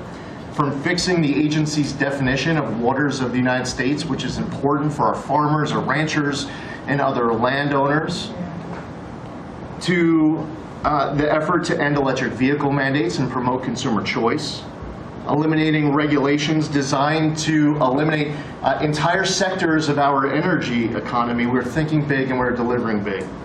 We have reduced terrible derailments on diesel exhaust fluid systems. We're getting water moving faster, new pipelines and power plants built, and we're helping to unleash energy dominance. Mr. President, on the operational front, we have significantly reduced the size of the agency workforce, and we are accomplishing more with less. It's all about priorities, and our focus is on fulfilling our statutory obligations, helping to fast-track project approvals that were taking way too long, and closely following the law, as well as key Supreme Court decisions like Loper-Bright to overturn the Chevron doctrine. We inherited massive backlogs that we've been eliminating all year long. We've been implementing your executive order to end COVID-era remote work. We consolidated real estate, canceled expensive media subscriptions, and closed a Biden EPA museum that none of you knew even existed. I'm sure none of you actually visited. To put it another way, in 2024, the Biden EPA obligated and spent over $60 billion in 1 year, an agency with an operational budget of about $10 billion a year. In their own words, caught on camera, they were tossing gold bars off the Titanic, wasting precious tax dollars to pay off well-connected Obama and Biden officials. And they were doing it without any apology or regret. The Biden EPA, in fact, was amending grant agreements just days before you came into office to reduce agency oversight. But this year, 2025, at the Trump EPA, similar theme that you'll hear from everyone around this table. With our actions canceling wasteful grants and implementing other measures just mentioned, we have saved $30 billion. They spent over $60 billion. We have saved over $30 billion. The bottom line, by the way, is that the Green New scam is dead. It's a new day at the EPA where we will protect the environment and grow the economy. We will deliver on the Trump mandate every day. And we will fight with just one constituency front of mind, and that is the American people. Thank you, Mr. President, for being willing to take a bullet for this country. And if you were to ask me what I'm grateful for, whether it's a Thanksgiving, it's a Christmas, a Hanukkah, a New Year's, any time of year, the fact that this president, after 4 years serving in office, he could have just left it in the rearview mirror and went on to really enjoy retirement. But he is willing to take a bullet for all of you tuning in at home because he believes in his flag, our freedom, our liberties, and to save the greatest country in the history of the world. So I'm grateful this holiday season for you, Mr. President. You're willing to take a bullet for all of us, and by all of us, it's the American public. Thank you. Thank you. Mr. President, good morning, everyone. Well, in spite of the fact that your charge to me is to fire myself, we've really been incredibly hard at work making sure that we can return education to the states. And as I sit and listen to all the emergencies that we are addressing in this country, from the economy to our borders to everything that we're doing, I would say, sir, that if we do not fix education in our country with this hard reset that you are expecting, I think the greatest national emergency we could face is our education. Because if we are not going to educate our children, we're going to continue to fall behind the rest of the world. When there are only 30% of 12th graders, 8th graders, and 4th graders that can read at proficiency level, that is an incredibly harsh statement to make about our country. And you told me when you first were elected president and you looked at, I think, right after you took office, the first NAEP scores, which is the Nation's Report Card, came out and showed how far down we were in educational proficiency in our country. And not only the NAEP scores, but the international scores as well showed us about third from the bottom. You told me you were not only embarrassed, but you were angry about this, and that we had to do something to change this in our country. And we took a hard look at it, and you absolutely said the bureaucracy of education in Washington is keeping its thumb on preventing growth what we should have, because it's best handled at the state level. Letting states put their programs in place, and some states are going to do it a lot better than others. But it's not going to happen from Washington, D.C. And when I hear things like, well, with no disrespect to any other country in the world that have really great programs, Germany, Sweden, Norway, I hear about this all the time. Point of fact is, they're this big. The United States is this big. We can't do it from Washington, D.C. It has to be done at the state level. So what we've been doing, as Lori brought up, Secretary of Labor brought up, we have a great working relationship. We have already signed and implemented one MOU or interagency agreement to handle the WIOA program and the Perkins grants to make sure it works. I call these These are programs, pilot programs that we're putting out there. And if these are going to work, we will be able to permanently transfer these programs to other agencies. They're working like a charm. We've taken some of our best people in education. It still operates under the budget of the Department of Education and under the management of the Department of Education, but working with Lori's personnel. And when I hear pushback on that to say, well, how can this possibly work to take education and put it in labor? Let's be efficient. One example, in order to draw down on a lot of the grants that they are helping us with, we're using their grant system. The grant system at the Department of Education is like held together with bubble gum and rubber bands. And it did not interact with any other agency. Now, we have this really smooth operation already in labor. So that has prompted us to sign also other interagency agreements, 2 more with labor, 1 with HHS, 1 with the Department of State, and we'll be moving other programs, but these are proof of concept. Let's make sure they're working and working smoothly before we ask Congress to codify these permanent moves. So that's kind of in the world of K through 12, what we're looking at right now, but in the world of higher education, as Attorney General Bondi mentioned, we've been working really very hard to make sure that we've got anti-Semitism and DEI out of our universities, and put some pretty stiff fines on, worked some good deals. I've enjoyed working with Harmeet, who is just an incredible negotiator. So we're bringing all of that to bear as well. So I can say, sir, that we are moving to return education to the states and to bring the level of education back up, making sure our students can read, are reintroducing the science of reading in schools. And going into next year, I can honestly say we've got a lean, mean machine operating at the Department of Education. There's only half the workforce when we started, and we're more efficient, and I think we're going to see better results as we move into next year. So thank you for this incredible opportunity. Thank you very much. Thank you, Mr. President, during this holiday season for empowering us at HHS, me, Dr. McCary, Jay Bhattacharya, and Dr. Oz, to change the trajectory of this agency towards public health in a way from the tradition of serving the mercantile interests of the medical industrial complex and the big pharmaceutical companies. 2 weeks ago, we ended, under your leadership, a 20-year war on women by removing the black box warnings from hormone replacement therapy. The medical cartel was telling women that hormone replacement therapy during menopause was dangerous for them. In fact, here's what the science said. It diminishes the risk of fatal heart attacks by 25%, cardiac disease by 50%, Alzheimer's by 35%, bone fractures by 50 to 60%. It improves appetite, it improves sleep, it improves energy, it improves happiness. There are tens of millions of women in this country who have been deprived of that therapy because of scientific malpractice by the medical cartel. We are now remedying that, and this remedy will now be available to all women who want it during one of the most difficult transitions of their lives. MFN is one of our greatest accomplishments. It would not have happened without you. You were the only person who believed in it. You drove us to get it done. We've now made agreements with the 5 biggest pharmaceutical companies. We have 12 more in the lineup to make agreements.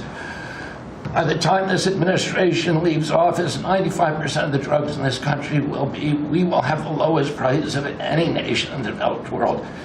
Americans are already getting the benefits from these. These companies are already lowering these prices dramatically, as you've noticed. And then this week, Howard at Department of Commerce and Jameson at the U.S. Trade Representative made a bargain with Great Britain to raise their drug prices in conformance with your promise that the Europeans would raise theirs to counterbalance us lowering ours, and therefore we would keep intact the ecosystem of innovation and protect innovation. So congratulations on that, Mr. President. When I first when you first asked me to take this job, one of the first contacts we made was with a leading economics professor, health economics professor at Harvard. And we asked him what's the one innovation that we could do that would most dramatically improve the health care experience for the average American. And he said there's no contest, it's to get rid of prior authorization. Thanks to your leadership, we were able to convene the largest insurance companies in this country and do something that every administration, every Congress has promised for the past 30 years. We actually got it done. We convened the insurance companies representing 280 million Americans and got them to agree, most of them by January of 2026, for 2 months from now, to remove prior authorization for most of their procedures, for all the procedures we want them removed from. And that means that American patients at the point of care will be able to get an answer immediately. If your doctor says you need knee surgery, you will know before you leave that doctor's office whether your insurance company will pay for it or not. Similarly, healthcare records, the tech industry has refused to share healthcare records. You asked us to change that. We convened the 60 biggest tech companies at a conference that you presided over about 2 months ago. We now did a secondary conference which 400 leading companies all come in and agreed to remove any kind of blockages where individual Americans can get their own health care. Americans own their health care records, yet they were not able to access them. And if you lived in New Jersey and you moved to Oregon and you got injured, you went to a hospital, you would have to spend maybe 45 minutes filling out forms on a clipboard because your doctors there could not get your healthcare records. They couldn't get your blood type, your allergies, all the things that they ought to know immediately so they can save your life. Now that has all changed, and all these companies now have agreed to remove all the blocks on sharing healthcare records. Every American will have their healthcare records available on their cell phones. And it's already happening. In the last 6 months, there have been over 100 times the number of healthcare records shared by hospitals and during the entire previous administration. On deregulation, HHS proudly is now leading the pack, and thank you for your help on that, Russ. But today we announced the revocation of the nursing home rule, which was overburdening rural areas across this country, Indian reservations, with regulations that were going to destroy the nursing home industry in those communities. And that is going to be a $25 billion savings. Those are some of the things that we're doing because of your leadership. President Trump, thank you so much, and Merry Christmas to you. Thank you, Bobby, very much. Great job. Well, Mr. President, you've assembled an incredibly talented group here. If you took a look at this group compared to any Fortune 500 leadership team, any group of startup folks, I mean, this is an amazing group in the breadth of what's being accomplished. And the timing couldn't be better because with your leadership and vision, you've set us up for this age of abundance as we head into next year, the 250th anniversary of this country.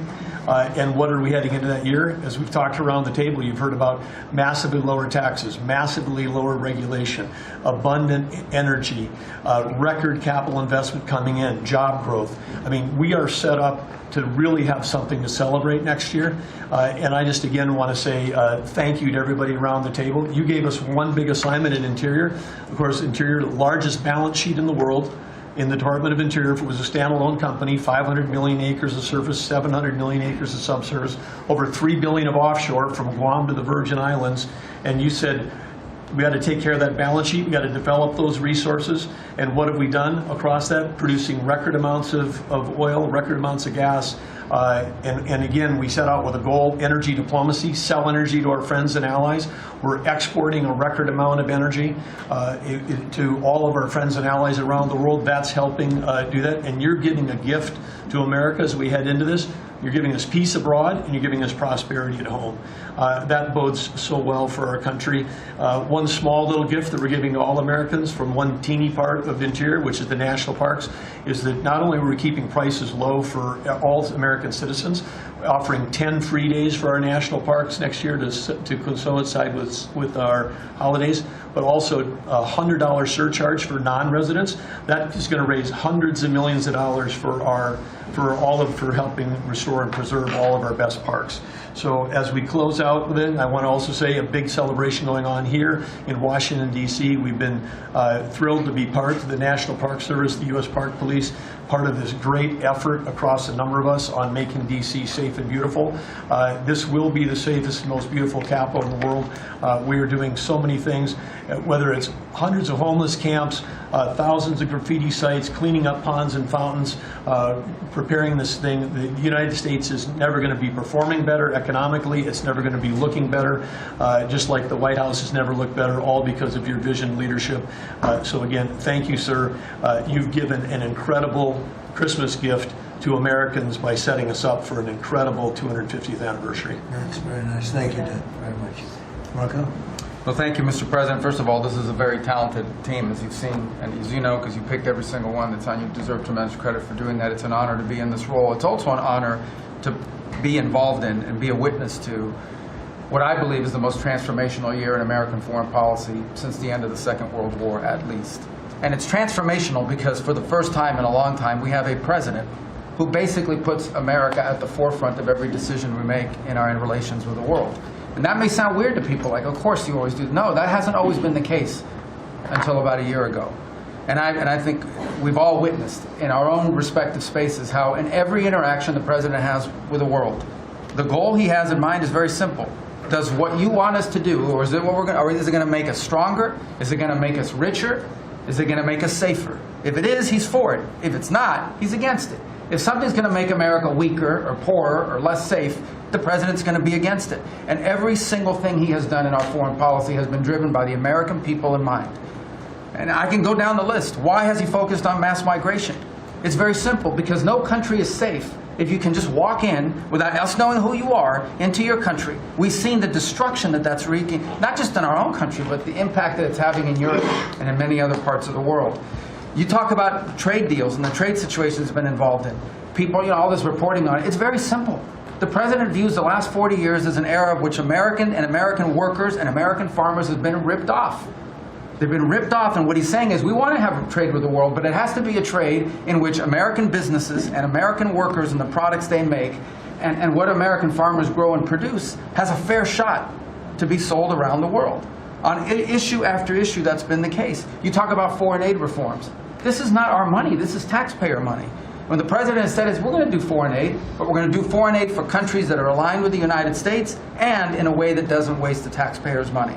Mr. President, you deserve tremendous credit for that. Many of us, the Vice President, by the way, I want to acknowledge, has played an extraordinary role in our foreign policy, and he too has been a witness to all of this as it's been occurring, and he's been a big part of it as well. You talk about NATO. The President's not against NATO. He went to NATO and basically said, look, you guys, we're paying all the money, and he got them to do the 5% commitment, which everybody said was never going to happen, it was impossible. Everything this president does is driven by the American people. Whether you don't have to agree with the actual move, but understand the motivation. The motivation is always you, the American people, and what's good for you, for your family, for the country, and for our economy. But the president is also committed to peace in a way that all of us have seen. He achieved in Gaza, and he does it, by the way, not just because he hates war and he thinks wars are a waste of money and lives, but because he's the only leader in the world that can. No other leader in the world could have pulled off what happened in Gaza. And I can tell you, I can't get into the details. The Vice President knows what I'm talking about. That deal doesn't happen without the president's direct interaction with the leaders that were involved in this decision making. And everyone said that deal couldn't hold. And then the president shepherded through the United Nations of all places to get a global coalition of countries to line up behind the peace deal, behind the border peace. And it's still, every day is a challenge, but it's been driven personally by the president. It's the reason why we're involved in this whole Ukraine-Russia conflict. That's not our war. It's not the president's war. This war started, it never would have happened if you'd been president. But this war is going on, and the president is trying to end it, not because, listen, we got a million things to focus on in the world as a country, but he's the only leader in the world that can help end it. And that's why even as we speak to you now, Steve Woodcock is in Moscow trying to find a way to end this war, to save lives of 8,000, 9,000 people, Mr. President, as you know, are dying every week. More people are dying a week in that war than have died in the entirety of the U.S.'s involvement in Afghanistan or Iraq. Just think about that, how bloody and destructive it is. The President's taken on this issue of Sudan personally, not send out deputies to do it. Again, far away from the United States, because he's the only leader in the world that can bring it about to an end, not to mention all the other peace deals, very dangerous ones like India and Pakistan, or Cambodia and Thailand. And so on all these things, Mr. President, I think you deserve tremendous credit for the transformational aspect of our foreign policy. For the first time in probably 4 decades, the American foreign policy is driven by what is good for America and Americans, whether it makes us safer and stronger and more prosperous. If it is, he's for it. If it doesn't, he's against it. And that sort of clarity is transformational. I close with this, and I know I'm last, so I wanted to be fast, but there was a lot to cover. I do want to say this is the most wonderful and magical time of the year. By that, of course, I'm referring to the college football playoffs. And I just want to say this as a point of personal privilege. And I'm a Florida Gator, but if the University of Miami gets screwed out of the college football playoffs after going 10-2 and beating Notre Dame, the whole thing should be scrapped, and you're going to have to take over it next year. That's great. Well, thank you all very much. Terrific. I hope it wasn't too long, but it was very concise, and we've done a lot. This group has done a lot. Amazing. Everybody at this table has done a fantastic. And Susie, thank you for doing a great job as our Chief of Staff. First female Chief of Staff in the history of our country, which is pretty amazing when you think of it, right? And she's the best. Thank you very much. Great job.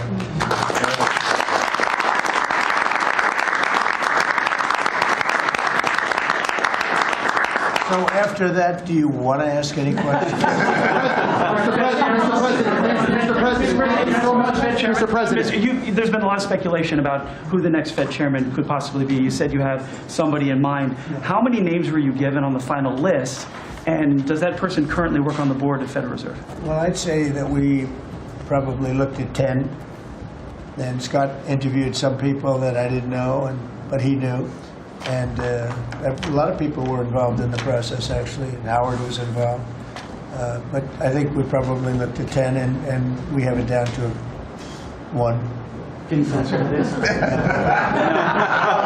want to ask you about Elon Musk, if I could. You talked about Elon Musk. You had him in dinner here in the White House. Is he now back in your circle of friends? Well, I really don't know. I mean, I like Elon a lot. He was he really helped during the election with his endorsement. He felt strongly. Look, we had one problem. You know, I didn't want to have everybody have to have an electric car, and he makes electric cars. And yeah, I think we get along well. No, on affordability. Mr. President, thank you. Mr. President, thank you. Yeah, one more. Yeah, when you talk about affordability, is going forward, are the American people, do you believe, getting impatient with the reforms that you're making? They've talked about it's about. I think they're getting fake news from guys like you. Look, affordability is a hoax that was started by Democrats who caused the problem of pricing, and they didn't end it. Look, they lost in a landslide. We won every swing state. We won the popular vote. We won everything. You take a look at districts. It was 2,750 to 525. Because that was an affordability problem. We brought it down. Look at energy. Look at the gasoline price. That's like the simplest, and it's the biggest. Because if energy comes down, everything comes down. That's the way it works. We're going to be at 250. You said 199 in some places in the country, right? You said it. I didn't say it. And they won't check you. They'll check me. So I'd like to use your number. 199 a gallon. Unthinkable if you go back a year and a half ago. It's unthinkable. So now we're bringing the prices down, way down. Beef is coming down now. We've done certain magic, and beef is coming down. But we inherited horrible prices. We inherited really the worst inflation in history. We inherited that. When I came in, that's what he had. And we fixed inflation. And we fixed almost everything, if you want to know the truth, including 8 wars. We got 1 to go. But including 8 wars, But when they always say, I watched today where they have a race going on right now in Tennessee, and this woman goes, affordability, affordability. They're the ones that caused the problem. The prices were way high. We're bringing the prices down. But they're like scam artists. You know, they're I call them con men and women. They come out, they say affordability, like, oh, I see price. We're going to get prices down still further. But we brought them down from the prices they cost. The reason that they had the highest inflation in the history of our country is because they had the highest prices. But we brought them down, and now we have normal inflation. Yeah, please. Mr. President, thank you so much for taking questions with your assembled cabinet. I wanted to clarify something that you had said on Sunday regarding the boat strikes near Venezuela. You had said that you didn't know if the second strike on that one boat had happened, but you wouldn't have wanted it. Now that your administration has acknowledged that it happened, do you support that second strike? And Mr. Secretary, I wanted to clarify something you had said in an interview back in September, I believe on Fox News. You said that you would watch that strike live on television. In real time, did you know that there were survivors after the initial strike? Well, look, all I know is this. Every boat that you see get blown up, we save 25,000 on average lives, 25,000 lives.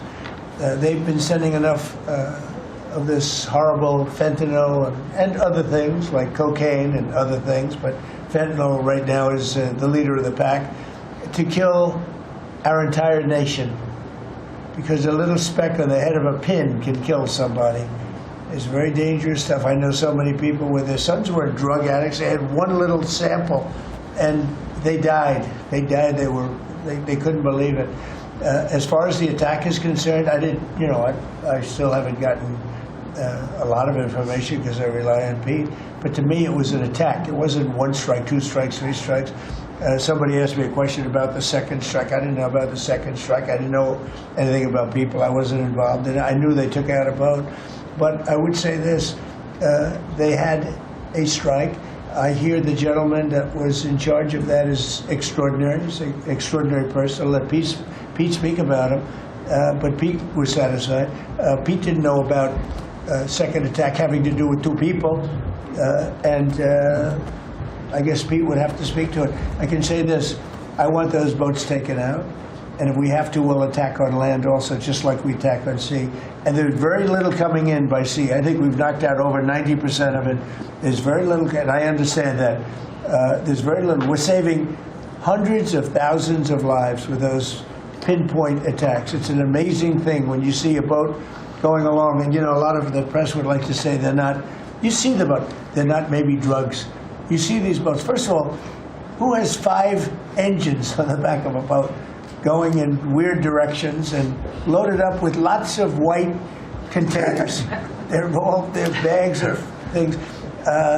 No, they've done an amazing job, and Pete has done an amazing job. Pete, you could probably better answer the question. No, you're spot on, sir. I think you got to start with the baseline, which Marco laid out, everybody's laid out. We've got 20 million people invading our country over 4 years. We don't know where they're coming from. That includes Tren de Aragua and cartels and violent criminals. They bring drugs, and you mentioned it, Mr. President, poisoning, an intentional poisoning of the American people, killing hundreds of thousands of Americans. So the President had the courage to designate these cartels as designated terrorist organizations. Now, a number of us here served in the military and spent 20 years fighting terrorists like Al-Qaeda and ISIS on the other side of the world. How do you treat Al-Qaeda and ISIS? Do you arrest them and treat them, pat them on the head and say, don't do that again? Or do you end the problem directly by taking a lethal, kinetic approach? And that's the way President Trump has authorized the War Department to look at these cartels. And I wish everybody could be in the room watching our professionals like Mitch Bradley, Admiral Mitch Bradley, and others at JSOC and SOCOM and other commanders. The deliberative process, the detail, the rigorous, the intel, the legal, the evidence-based way that we're able to, with sources and methods that we can't reveal here, that make sure that every one of those drug boats is tied to a designated terrorist organization. We know who's on it, what they're doing, what they're carrying. All these white bales are not Christmas gifts from Santa. This is drugs running on 4-motor fast boats or submarines that we've also struck. No one's fishing on a submarine. And I have empowered them to make that call. Now, the first couple of strikes as you would, as any leader would want, you want to own that responsibility. So I said, I'm going to be the one to make the call after getting all the information and make sure it's the right strike. That was September 2nd. There's a lot of intelligence that goes into that, building that case and understanding that, a lot of people providing information. I watched that first strike live.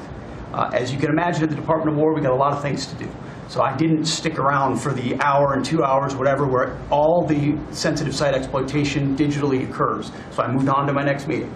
A couple of hours later, I learned that that commander had made which he had the complete authority to do, and by the way, Admiral Bradley made the correct decision to ultimately sink the boat and eliminate the threat. He sunk the boat, and eliminated the threat. And it was the right call. We have his back, and the American people are safer because narco-terrorists know you can't bring drugs through the water and eventually on land if necessary to the American people. We will eliminate that threat, and we're proud to do it. So you didn't see any survivors, to be clear, after that first strike? You personally? I did not personally see survivors, but I stand, because the thing was on fire. It was exploded and fire and smoke. You can't see anything. You got digital. This is called the fog of war. This is what you in the press don't understand. You sit in your air-conditioned offices or up on Capitol Hill and you nitpick and you plant fake stories in the Washington Post about kill everybody, phrases on anonymous sources not based in anything, not based in any truth at all. And then you want to throw out really irresponsible terms about American heroes, about the judgment that they made. I wrote a whole book on this topic because of what politicians and the press does to warfighters. President Trump has empowered commanders to do what is necessary, which is dark and difficult things in the dead of night on behalf of the American people. We support them, and we will stop the poisoning of the American people. And Mr. Secretary, on the second strike, you said it happened more than an hour after the first. Did I hear it correctly? I couldn't tell you the exact amount of time. Minutes, or you had left the room, is what you're saying. I already stated my answer quite clearly. So remember this, we lost last year, I think it was more than that, but people don't like saying it because they always said 100,000, 115,000, numbers we've been hearing for years. So we lost last year more than 200,000 people, dead people, ruined families beyond the 200,000. And those 200,000, that family will never be the same. But these people have killed over 200,000 people, actually killed over 200,000 people last year. And those numbers are down. Those numbers are down. They're way down. And they're down because we're doing these strikes